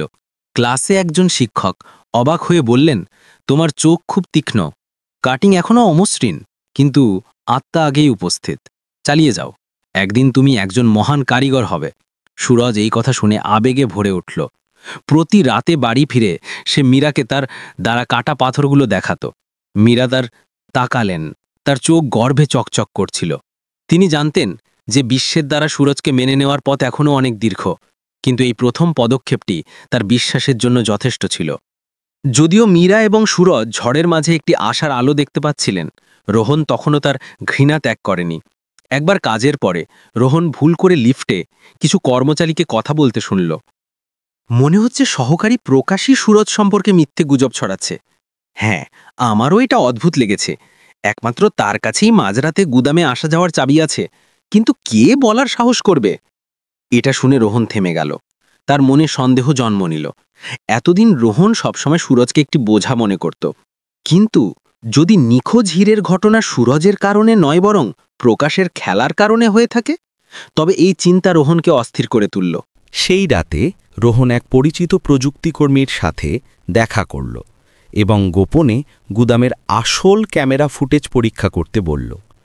অনেক পরীক্ষার পর সেই কর্মী ফিসফিস করে বলল, এটা সত্য যে কেউ জনসমক্ষে আনার আগে ভিডিওটি সম্পাদনা করেছিল, এবং আমার অনুমান যে একমাত্র প্রকাশের কাছেই এমনটা করার অধিকার আছে। রোহন স্তম্ভিত হয়ে গেল। তার মাথায় প্রকাশের ছবি ভাসছিল, সেই মুখ যা সব সময় তার মায়ের প্রতি বিশ্বস্ত এবং নিবেদিত মনে হতো। যদি এই সত্য সামনে আসে, তবে এটা এমন হবে যেন তার মাকে এত দীর্ঘ সময় ধরে প্রতারণা করা হচ্ছে। কিন্তু যে বিষয়টি রোহনকে সবচেয়ে বেশি বিরক্ত করছিল তা হলো সে অজান্তেই শত্রুর পক্ষ নিয়েছিল, সুরজকে অপমানের পরিস্থিতিতে ঠেলে দিয়েছিল। রোহনের হৃদয়ে এক ভয়ঙ্কর দ্বন্দ্ব চলছিল। একদিকে তার অহংকার এবং আত্মসম্মান ছিল, যা তরুণ সৎবাবাকে মেনে নিতে চাইছিল না। অন্যদিকে স্পষ্ট সত্য ছিল যে প্রকাশই অপরাধী এবং সুরজ নির্দোষ। অবশেষে তার বিবেক জাগল। রোহন সিদ্ধান্ত নিল যে সে এখনই জনসমক্ষে আনবে না, বরং প্রকাশকে হাতে নাতে ধরার জন্য আরও নজরদারি করবে। ইতিমধ্যে প্রকাশের উচ্চাকাঙ্ক্ষা আরও স্পষ্ট হয়ে উঠছিল। সে গুজবের কারণে কোম্পানিতে সৃষ্ট বিশৃঙ্খলার সুযোগ নিল, গোপনে কিছু অংশীদারদের সাথে যোগাযোগ করল এবং প্রতিশ্রুতি দিল যে যদি তারা সময় এলে তার পক্ষ নেয়, তবে তারা বড় লাভ পাবে। তার বিশ্বাস ছিল যে একবার যখন মীরা তার সুনাম হারাবে এবং শেয়ার হোল্ডাররা নড়বড়ে হয়ে যাবে, তখন সে সর্বোচ্চ পদ দখল করে নেবে। ইদানিং মীরা গ্রাহকদের ধরে রাখতে ব্যস্ত ছিলেন, সুরজ শিল্প শিখতে ব্যস্ত ছিল এবং ধীরে ধীরে কিছু গুদাম কর্মচারীর স্নেহ জয় করছিল। কেবল রোহন চুপচাপ সব ঘটনার ওপর নজর রাখছিল। তার হৃদয় প্রথমবারের মতো সুরজের প্রতি অবিচারটি স্পষ্টভাবে দেখল। রোহনের চোখে ঘৃণা ফিকে হয়ে গেল। তার জায়গায় এক অবর্ণনীয় উদ্বেগ স্থান নিল। গভীর রাতে রোহন জানালা দিয়ে বাইরে তাকালো এবং সুরজকে হলুদ আলোর নিচে বসে একটি ছোট পাথর কষ্ট করে কাটতে দেখল। সেই ধৈর্যশীল সহনশীল রূপটি রোহনকে অজান্তেই তার মায়ের কথা মনে করিয়ে দিল। তার মা আজীবন দৃঢ়তা দেখিয়েছিলেন এবং এখন তিনি একজন তরুণ কিন্তু সৎ মানুষ খুঁজে পেয়েছেন। প্রথমবারের মতো রোহনের মনে হল যে হয়তো সে সুরজকে অবজ্ঞার চোখে দেখে ভুল করেছিল। কিন্তু রোহন তার চিন্তা ব্যক্ত করার আগেই একটি চমকপ্রদ খবর এলো। কেউ একজন এখনই অভিযোগ করেছে যে সুরাজকে শীঘ্রই একটি হীরা স্টোরের ব্যবস্থাপনা সঁপে দেওয়া হবে এবং এটি মালকিন মীরার একটি পাগলামিপূর্ণ সিদ্ধান্ত। খবরটি ছড়িয়ে পড়ল, যার ফলে কোম্পানি কেঁপে উঠল এবং বড় গ্রাহকরা সরাসরি ব্যাখ্যার জন্য দেখা করার দাবি করতে লাগল। অন্ধকারে প্রকাশ শীতল হাসল। সে জানত যে এটি তার পরবর্তী আঘাতের সময়, এবং একবার যখন এটি সফল হবে, তখন মীরা এবং সুরজের কাছে আর কোনো পথ থাকবে না। সুরজকে শীঘ্রই একটি হীরা স্টোরের ব্যবস্থাপনা সঁপে দেওয়া হবে এমন গুজব ছড়িয়ে পড়ল, এবং কিছুদিনের মধ্যেই এটি পুরো কোম্পানিতে আলোড়ন সৃষ্টি করল। অনেক পুরনো কর্মচারী যারা আগে থেকেই অসন্তুষ্ট ছিল, এখন আরও রেগে গেল। বিশ্রাম কক্ষে তারা ফিসফিস করত, এত বছরের সেবার পরে কি আমরা এমন একটি ছেলের কাছে হেরে যাব? মালকিন অন্ধ হয়ে গেছেন। যদি তিনি সত্যিই তাকে স্টোর সঁপে দেন, তাহলে এই ব্র্যান্ড শীঘ্রই ধ্বংস হয়ে যাবে। সর্বত্র একটি ভারী পরিবেশ ছেয়ে গেল। কিছু কর্মচারী তো প্রতিদ্বন্দ্বী কোম্পানিতে যাওয়ার জন্য চাকরি ছাড়ার কথাও ভাবল। ইতিমধ্যে বড় গ্রাহকরাও মীরাকে ফোন করে প্রশ্ন করতে শুরু করে দিল। এক পুরনো পরিচিত সরাসরি বললেন, আমরা আপনার পেশাদারিত্বের জন্য আপনাকে সম্মান করি, কিন্তু যদি আপনি সত্যিই একজন 18 বছরের পাহাড়ি ছেলেকে স্টোরের ব্যবস্থাপনা করতে দেন, তবে আমাদের ভয় হয় যে আমরা সহযোগিতা করতে স্বাচ্ছন্দ্য বোধ করব না। মীরা এটা শুনে মনে আঘাত পেলেন। তিনি জানতেন যে এটি সত্য নয়। তিনি কখনোই সুরজকে এত বড় দায়িত্ব দেবার ইচ্ছা করেননি যখন সে এখনও অনভিজ্ঞ। স্পষ্টভাবে কেউ ধ্বংসাত্মক উদ্দেশ্যে মিথ্যা খবর ছড়িয়েছিল, এবং প্রথম যে নামটি তার মাথায় এলো তা হল প্রকাশের। কিন্তু মীরার কাছে এখনও কোনো প্রমাণ ছিল না।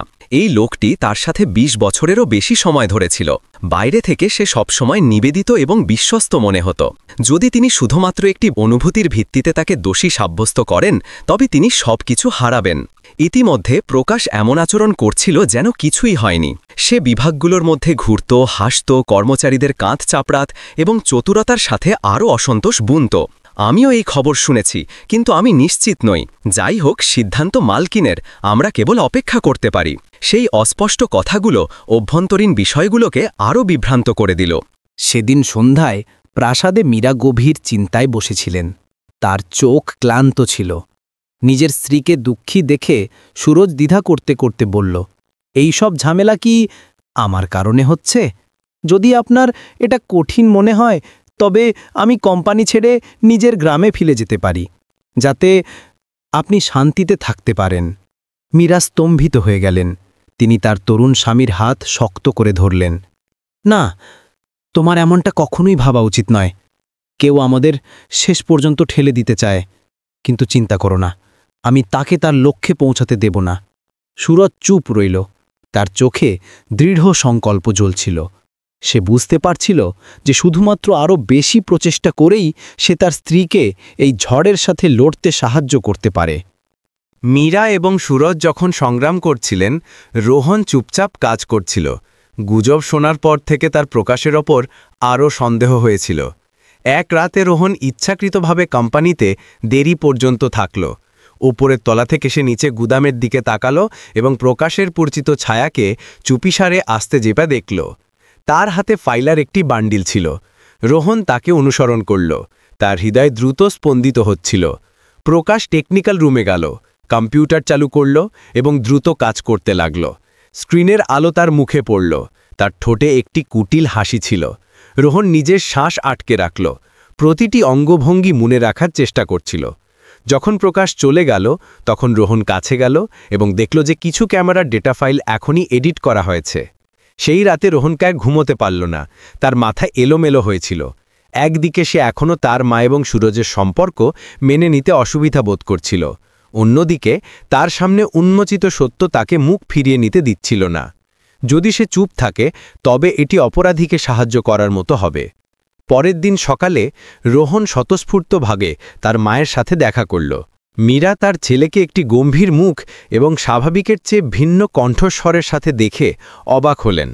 মা, আমার মনে হয় এখন আপনাকে প্রকাশের থেকে সাবধান হতে হবে। আমার বিশ্বাস করার কারণ আছে যে সে সমস্ত গুজব এবং হীরা চুরির পিছনে আছে। মীরা এক মুহূর্তের জন্য চমকে উঠলেন। তিনি তার ছেলের দিকে তাকালেন। তার চোখ চিন্তিত এবং আশাবান্বিত উভয়ই ছিল। প্রথমবারের মতো তার মনে হল যে রোহন আর অন্য পক্ষে দাঁড়িয়ে নেই। কিন্তু তিনি এটাও বুঝতেন যে প্রকাশকে ফাঁস করার জন্য শক্ত প্রমাণের প্রয়োজন। বাইরে জনতা তখনও উত্তেজিত ছিল, ভেতরে সন্দেহ বাড়ছিল এবং অন্ধকারে প্রকাশের এখনও বিশ্বাস ছিল যে তার পরিকল্পনা শীঘ্রই সফল হবে। কিন্তু সে জানত না যে একজন ব্যক্তি যাকে সে তুচ্ছ মনে করত, রোহান, সে খেলায় প্রবেশ করতে শুরু করেছে এবং গোপন সংঘাত আগের চেয়ে অনেক কাছে আসছে। প্রকাশের ষড়যন্ত্র কি সে আরও চতুরতার সাথে কার্যকর করল। সুরজকে স্টোরের ব্যবস্থাপনা দেবার খবর ছড়ানোর পরে যা কোম্পানিতে উথালপাথাল সৃষ্টি করেছিল, সে আরও একটি নাটক সাজাল। এবার লক্ষ্য শুধু বদনাম নয়, বরং সুরজকে শেষ পর্যন্ত ঠেলে দেওয়া ছিল। এক সকালে পুরো কোম্পানিতে হইচই পড়ে গেল যখন জানা গেল যে থাইল্যান্ড থেকে আমদানিকৃত হীরার একটি চালানে কারচুপি করা হয়েছে। সেগুলোর মধ্যে অনেক আসল হীরা নকল পাথর দিয়ে বদলে দেওয়া হয়েছে। আনুমানিক ক্ষতি 10 কোটি টাকার মতো ছিল। খবরটি বজ্রপাতের মতো পড়ল। কর্মচারীরা কানাঘুষো করতে লাগল এবং দৃষ্টি অবিলম্বে সুরজের ওপর নিবদ্ধ হল, যে প্রাথমিক গণনার জন্য দায়ী ছিল।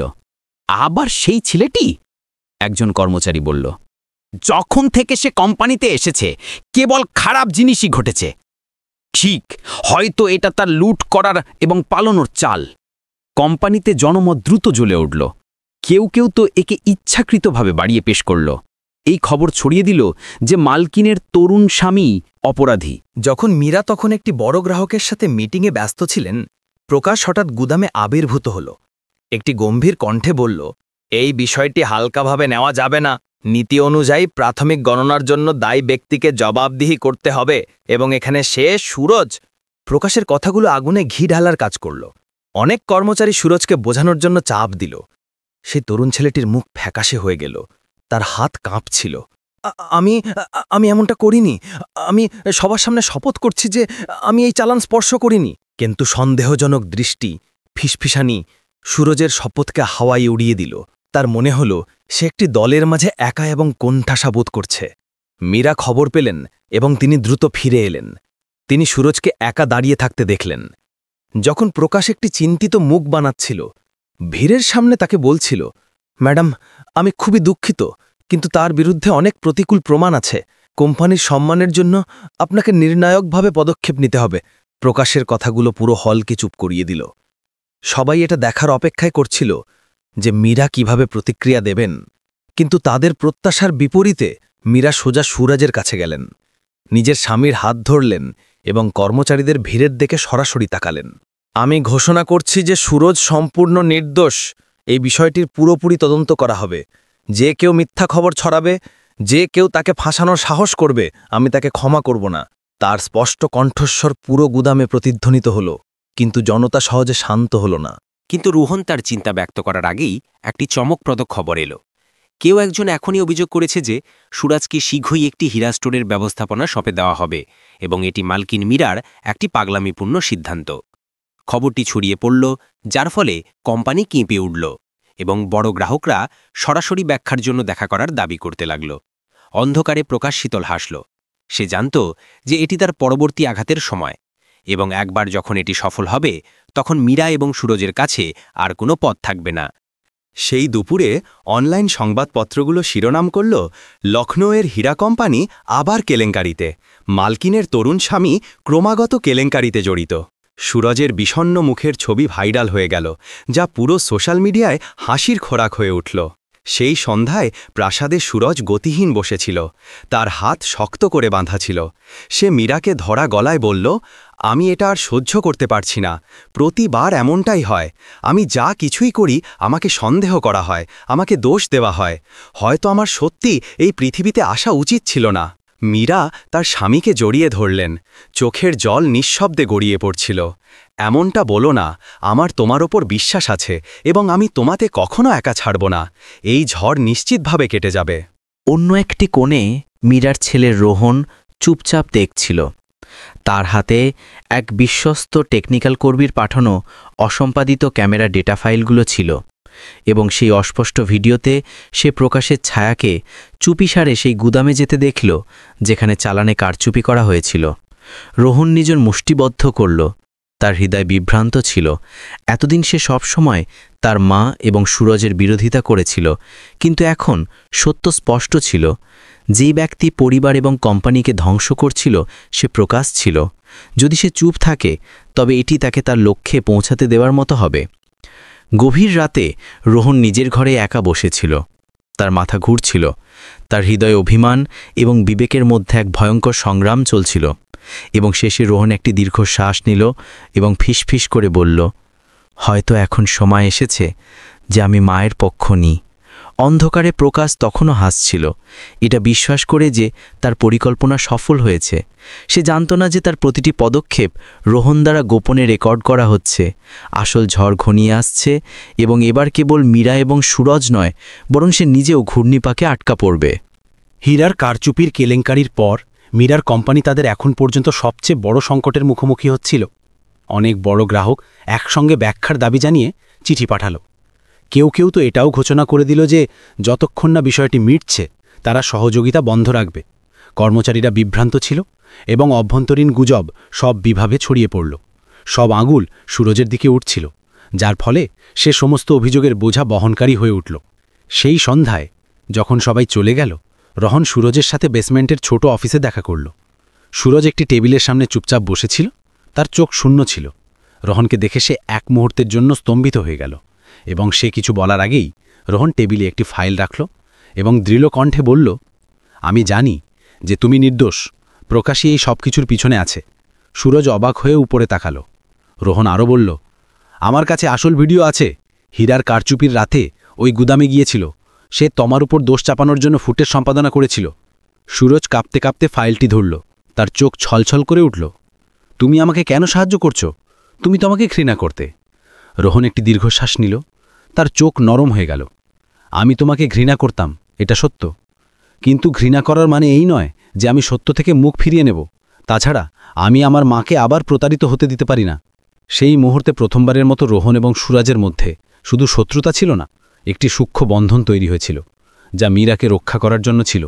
সেদিন থেকে দুজনে চুপচাপ সহযোগিতা করল। দিনে রোহন তার ঠান্ডা মনোভাব বজায় রাখল, যাতে প্রকাশের সন্দেহ না হয়। রাতে সে সুরজের সাথে সিস্টেমে ডেটা পরীক্ষা করত। প্রকাশের দ্বারা কোম্পানিতে কারচুপি করার প্রমাণ খুঁজত। অনেক রাত তারা জেগে রইল।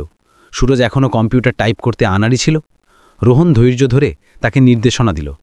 যদিও তারা এখনও পুরোপুরি বন্ধু ছিল না, কিন্তু রোহনের চোখে সেই পাহাড়ি ছেলেটি এখন আর শুধু একজন মজুর বাচ্চা ছিল না, বরং সেই ব্যক্তি ছিল যে ভালোবাসা এবং সম্মান রক্ষা করার জন্য একটু একটু করে শেখার চেষ্টা করছিল। ইতিমধ্যে প্রকাশ জানত না যে তার ওপর নজর রাখা হচ্ছে। সে তার পরিকল্পনা চালিয়ে গেল। নিজের পুরনো সম্পর্কের সুবিধা নিয়ে প্রকাশ গ্রাহকদের মধ্যে এই খবর ছড়িয়ে দিল যে মীরা সুরজকে কোম্পানির ব্যবস্থাপনা সঁপে দেওয়ার প্রস্তুতি নিচ্ছেন। সে আরও বলল, আপনারাই ভাবুন, একজন 18 বছরের পাহাড়ি ছেলেকে কোটি টাকার হিরে ব্যবসা সঁপে দেওয়ার কি ফলাফল হবে। খুব দেরি হওয়ার আগে সরে আসাই ভালো। এই গুজব একটি মরণঘাতী ছোড়ালো তো ছিল।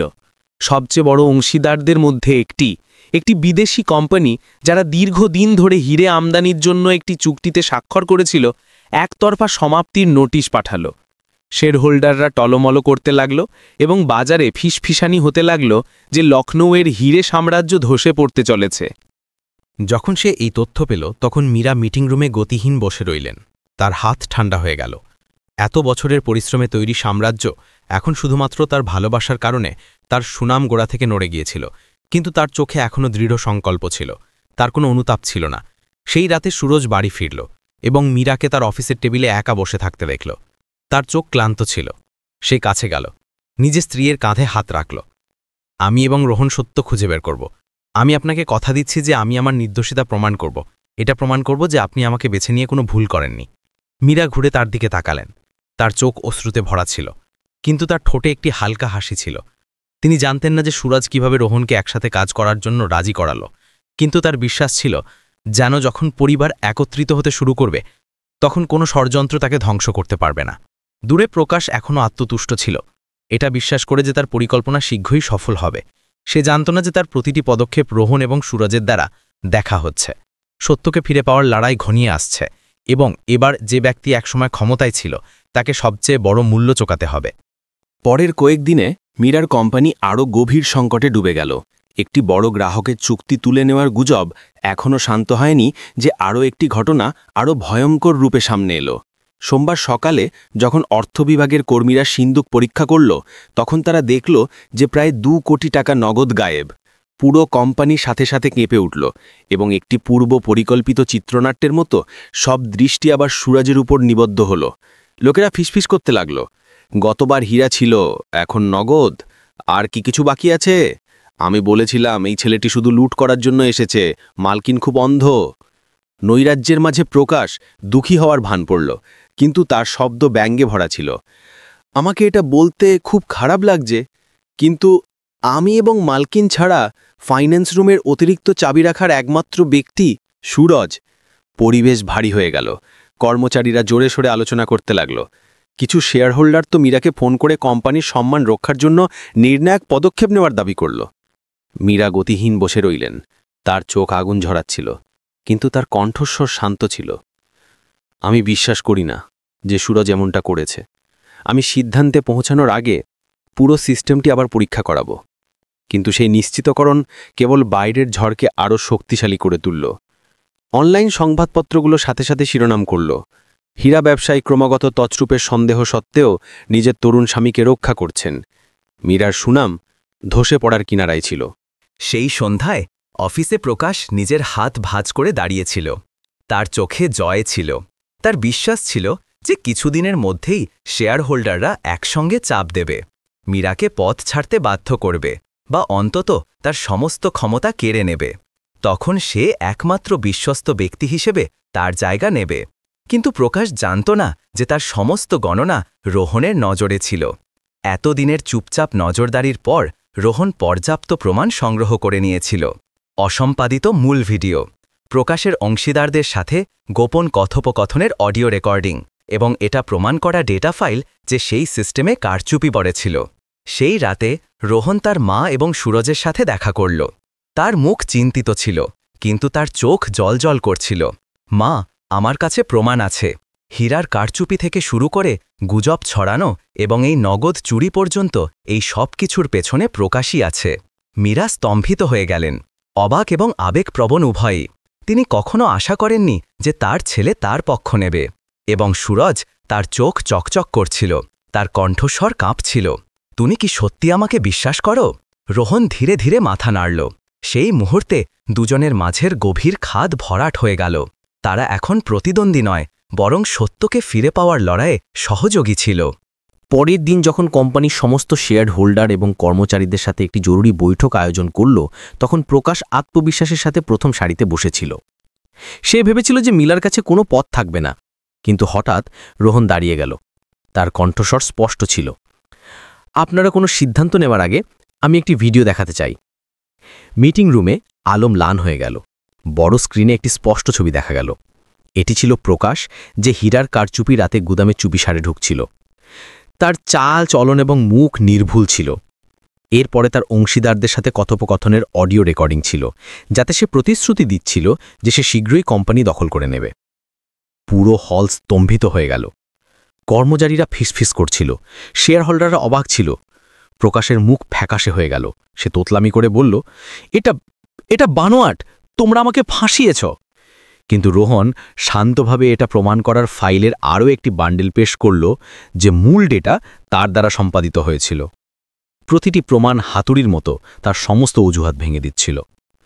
মীরা তার ছেলের দিকে তাকিয়ে রইলেন, চোখ দিয়ে জল গড়িয়ে পড়ল। তিনি আশা করেননি যে একদিন রোহন তার এবং সুরজের রক্ষার জন্য দাঁড়াবে। তিনি তার তরুণ স্বামীর হাত শক্ত করে ধরলেন এবং ফিসফিস করলেন, দেখলে শেষ পর্যন্ত সত্য সামনে এলোই। ইতিমধ্যে সুরজ চুপচাপ বসেছিল, জল গড়িয়ে পড়ছিল। এত দীর্ঘ সময় ধরে চেপে রাখা সমস্ত রাগ ধয়ে গেল। সে জানত যে লড়াই এখনও শেষ হয়নি, কিন্তু ন্যায়ের আলো জ্বলতে শুরু করেছে। প্রথম সারিতে প্রকাশের ঠান্ডা ঘাম ঝরছিল, তার মুখ কুঁচকে গিয়েছিল। সে বুঝতে পেরেছিল যে তার সামনের পথ সরু হয়ে গেছে এবং আইনের জাল তার পা ফেলার অপেক্ষা করছে। শেয়ার হোল্ডারদের বৈঠকের পর যখন প্রমাণ সর্বজনীন করা হলো, তখন পুরো কোম্পানি কেঁপে উঠল। প্রকাশ যে এত বছর ধরে একজন বিশ্বস্ত সহকারী হিসেবে পরিচিত ছিল, এখন তার আসল চেহারা সামনে এসে গেছে। যদিও সে এখনও হার মানতে প্রস্তুত ছিল না। কর্মচারী এবং শেয়ার হোল্ডারদের ঘৃণ্য দৃষ্টির সামনে প্রকাশ তবু একটা তিক্ত হাসির সাথে বলল, তোমাদের মনে হয় কিছু ভিডিও, কিছু ডেটা ফাইল আমাকে দোষী সাব্যস্ত করার জন্য যথেষ্ট? এই সব তৈরি করা যেতে পারে। কে না জানে যে মিসেস মীরা হীরার রানী? তিনি যা খুশি প্রমাণ বানাতে পারেন। হতে পারে যে তিনি তার তরুণ স্বামীর ভুলগুলো লোকানোর জন্য আমাকে দোষী সাব্যস্ত করতে এই নাটক সাজিয়েছেন। পুরো হল কানাঘুষো করতে লাগল। প্রকাশ দ্রুত সুযোগের সদ্ব্যবহার করল। আগুনে আরও ঘি ঢেলে বলল, ভাবুন, যখন থেকে এই ছেলেটি কোম্পানিতে এসেছে, প্রথমে হীরা গায়েব হলো, তারপর নগদ, আর আমি 20 বছরের সেবায় আমি কখনো এক পয়সাও নিইনি। মিসেস মীরা নিজের ইজ্জত বাঁচানোর ভয়ে এই ছেলেটিকে বাঁচাতে গল্প বানাচ্ছেন। কিছু শেয়ার হোল্ডার একে অপরের দিকে তাকালো। তাদের মুখে অনিশ্চয়তা ছিল। যদিও তাদের মনে প্রকাশের ওপর সন্দেহ ছিল, কিন্তু তারা এই সম্ভাবনাকেও উপেক্ষা করতে পারছিল না যে সে সত্যি বলছে। ব্যবসার জগতে টাকা মানুষকে যে কারোর ওপর বিশ্বাস করা কঠিন করে তোলে। মীরা চুপচাপ বসে রইলেন। তার ঠান্ডা দৃষ্টি সরাসরি সেই প্রতারকের ওপর নিবদ্ধ ছিল। তিনি বুঝতে পারছিলেন যে প্রকাশ সংগ্রাম করছে, কিন্তু যদি এটিকে নির্ণায়কভাবে না মেটানো হয়, তবে কোম্পানির সুনাম এখনও নড়বড়ে হতে পারে। তিনি ধীরে ধীরে রোহনকে মাথা নাড়লেন এবং সাথে সাথে রোহান আরও প্রমাণ পেশ করল। ব্যাংক স্টেটমেন্টের একটি কপি, যাতে দেখানো হয়েছিল যে প্রকাশকে সাম্প্রতিক সময়ে কিছু প্রত্যক্ষ প্রতিদ্বন্দ্বীর কাছ থেকে ক্রমাগত রহস্যময় পেমেন্ট দেওয়া হয়েছে। এটা কি মিস্টার প্রকাশ? রোহান একটি শক্তিশালী কণ্ঠে জিজ্ঞাসা করল। প্রকাশের মুখ ফ্যাকাশে হয়ে গেল, কিন্তু সে তবুও বাঁচার চেষ্টা করল। এটা ব্যক্তিগত পরামর্শের জন্য পেমেন্ট।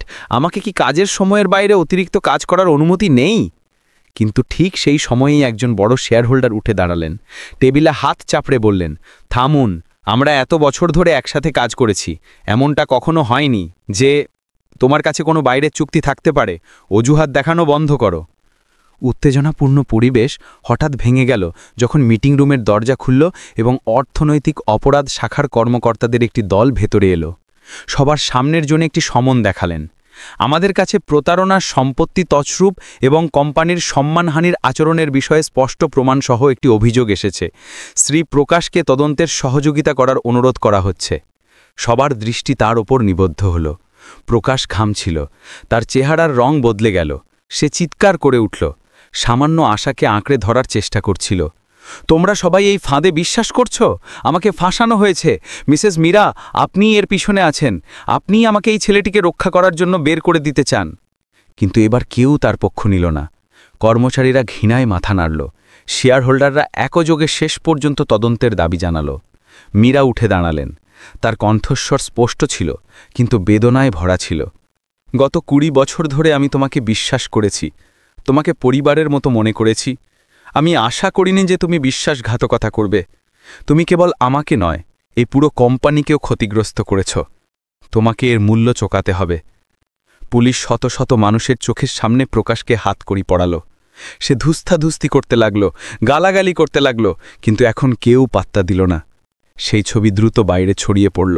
সাথে সাথে একটা গরম খবর হয়ে গেল। গহিনা ব্যবসায়ীর দীর্ঘদিনের সহকারী প্রতারণা এবং মালিককে ফাঁসানোর সন্দেহে গ্রেফতার। ইতিমধ্যে প্রকাশ জানত না যে তার ওপর নজর রাখা হচ্ছে।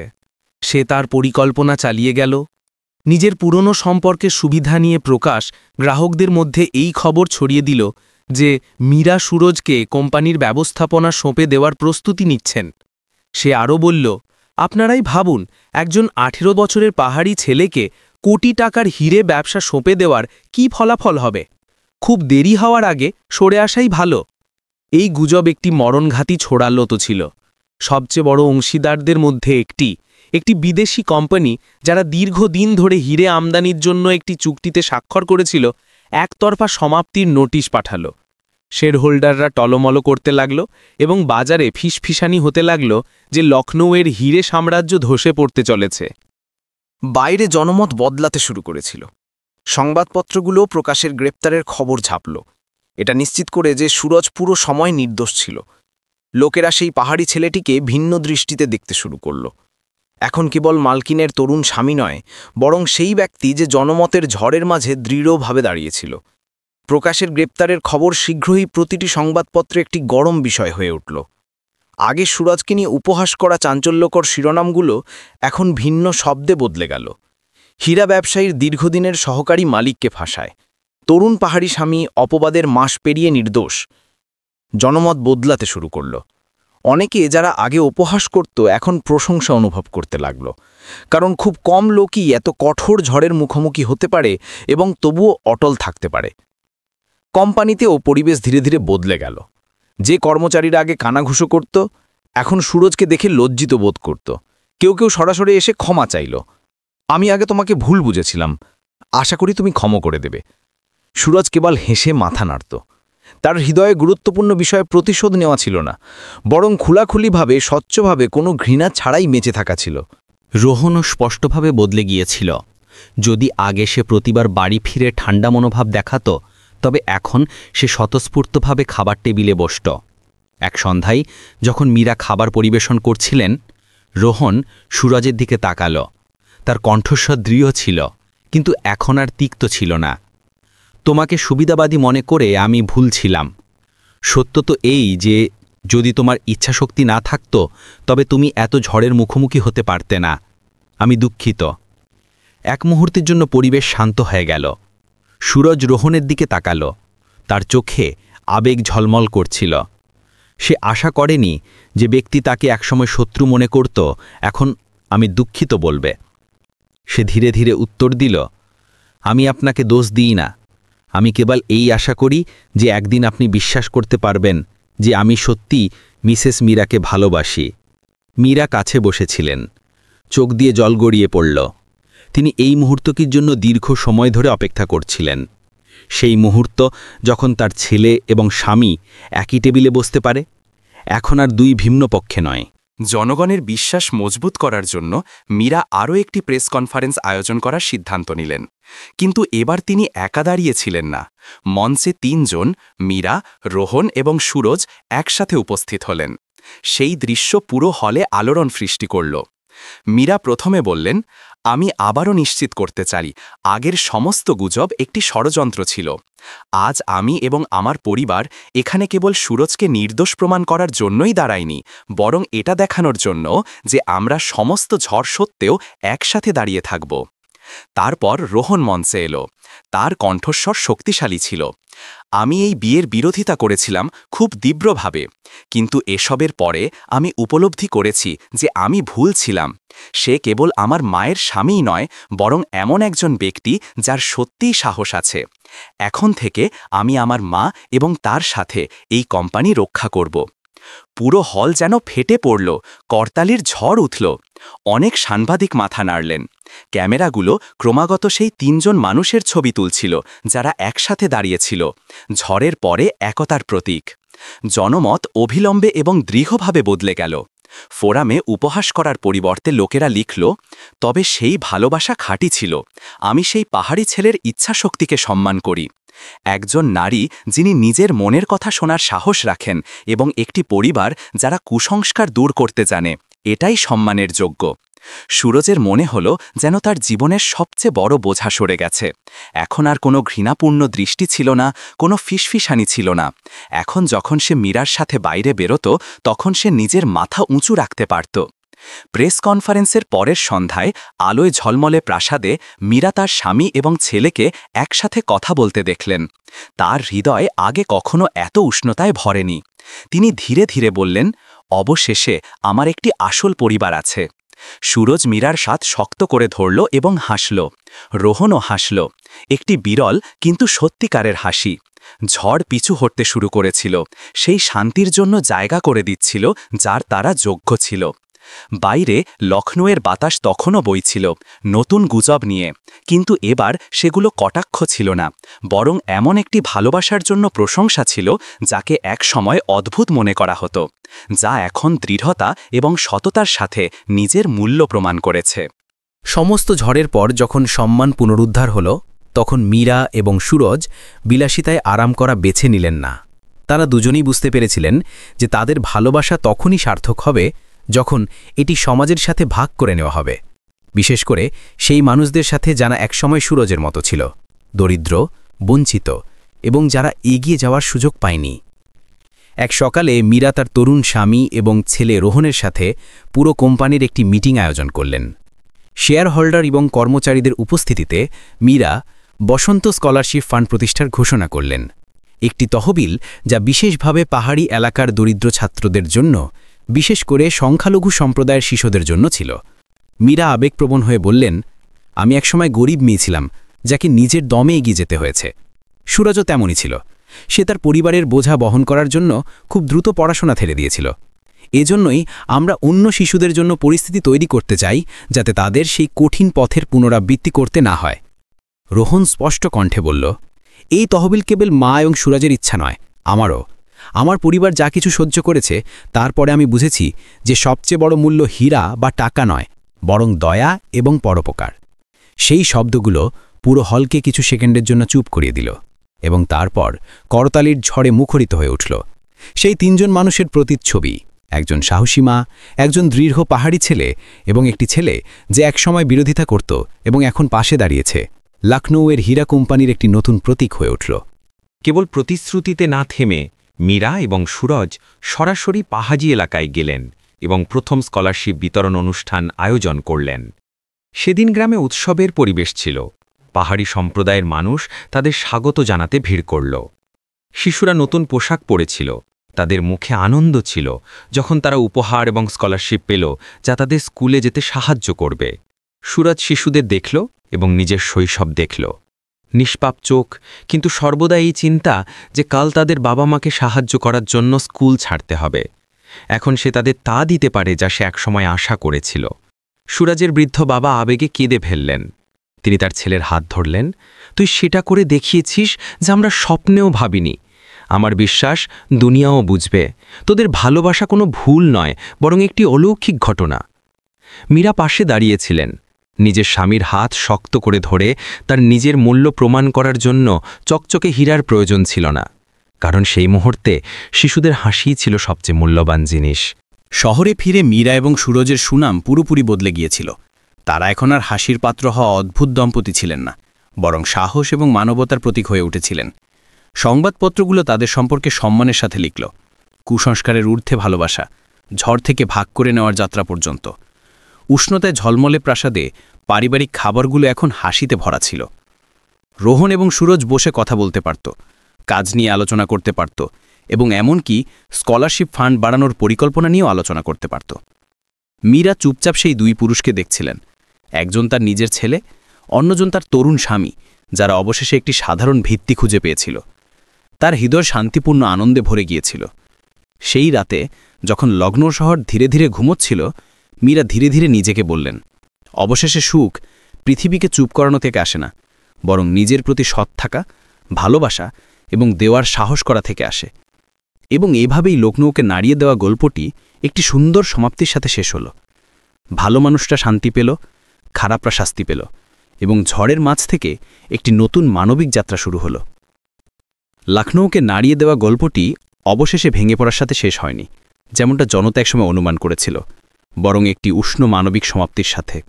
ঘৃণাপূর্ণ দৃষ্টি, উপহাসমূলক শব্দ, জঘন্য ষড়যন্ত্র এবং ব্যবসার ঝড় মীরা এবং সুরাজ একসাথে সব পার করে দিল। তারা প্রমাণ করল যে সুখ বিশ্বের চোখে পূর্ণতা নয়, বরং নিজের হৃদয়ের প্রতি সৎ থাকার একটি সাহসী পছন্দ। সেই নারী যিনি একাকিত্ব এবং প্রতারণার অভিজ্ঞতা পেয়েছিলেন, প্রায় অর্ধেক জীবনের পরে অবশেষে একজন সৎ পাহাড়ি ছেলের সাথে শান্তি পেলেন। এবং সুরজ, একটি দরিদ্র পাহাড়ি ছেলে যাকে সোনার খনি বলে অপমান করা হয়েছিল, ধৈর্য ধরে শিখল, নিজের হাত এবং আত্মসম্মানের উপর দাঁড়িয়ে প্রমাণ করল যে তার ভালোবাসা খাঁটি এবং শক্তিশালী ছিল। রোহন যেই ছেলে যে তীব্রভাবে বিরোধিতা করেছিল, অবশেষে জাগল।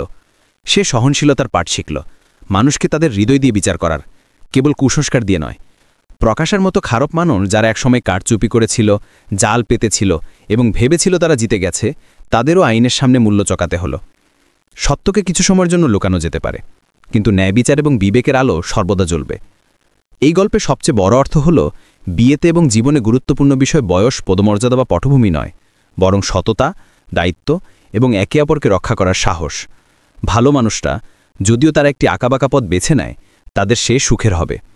খারাপ মানুষরা যতই হিসাব কষুক না কেন, শেষ পর্যন্ত তাদের শাস্তি ভোগ করতে হবে। এবং তারপর এসবের পরে জনতা, যার একসময় কঠোর কখনো শক্ত ছিল, তাদেরও একটি সত্যিকারের ভালোবাসার দৃঢ়তার সামনে মাথা নত করতে হলো।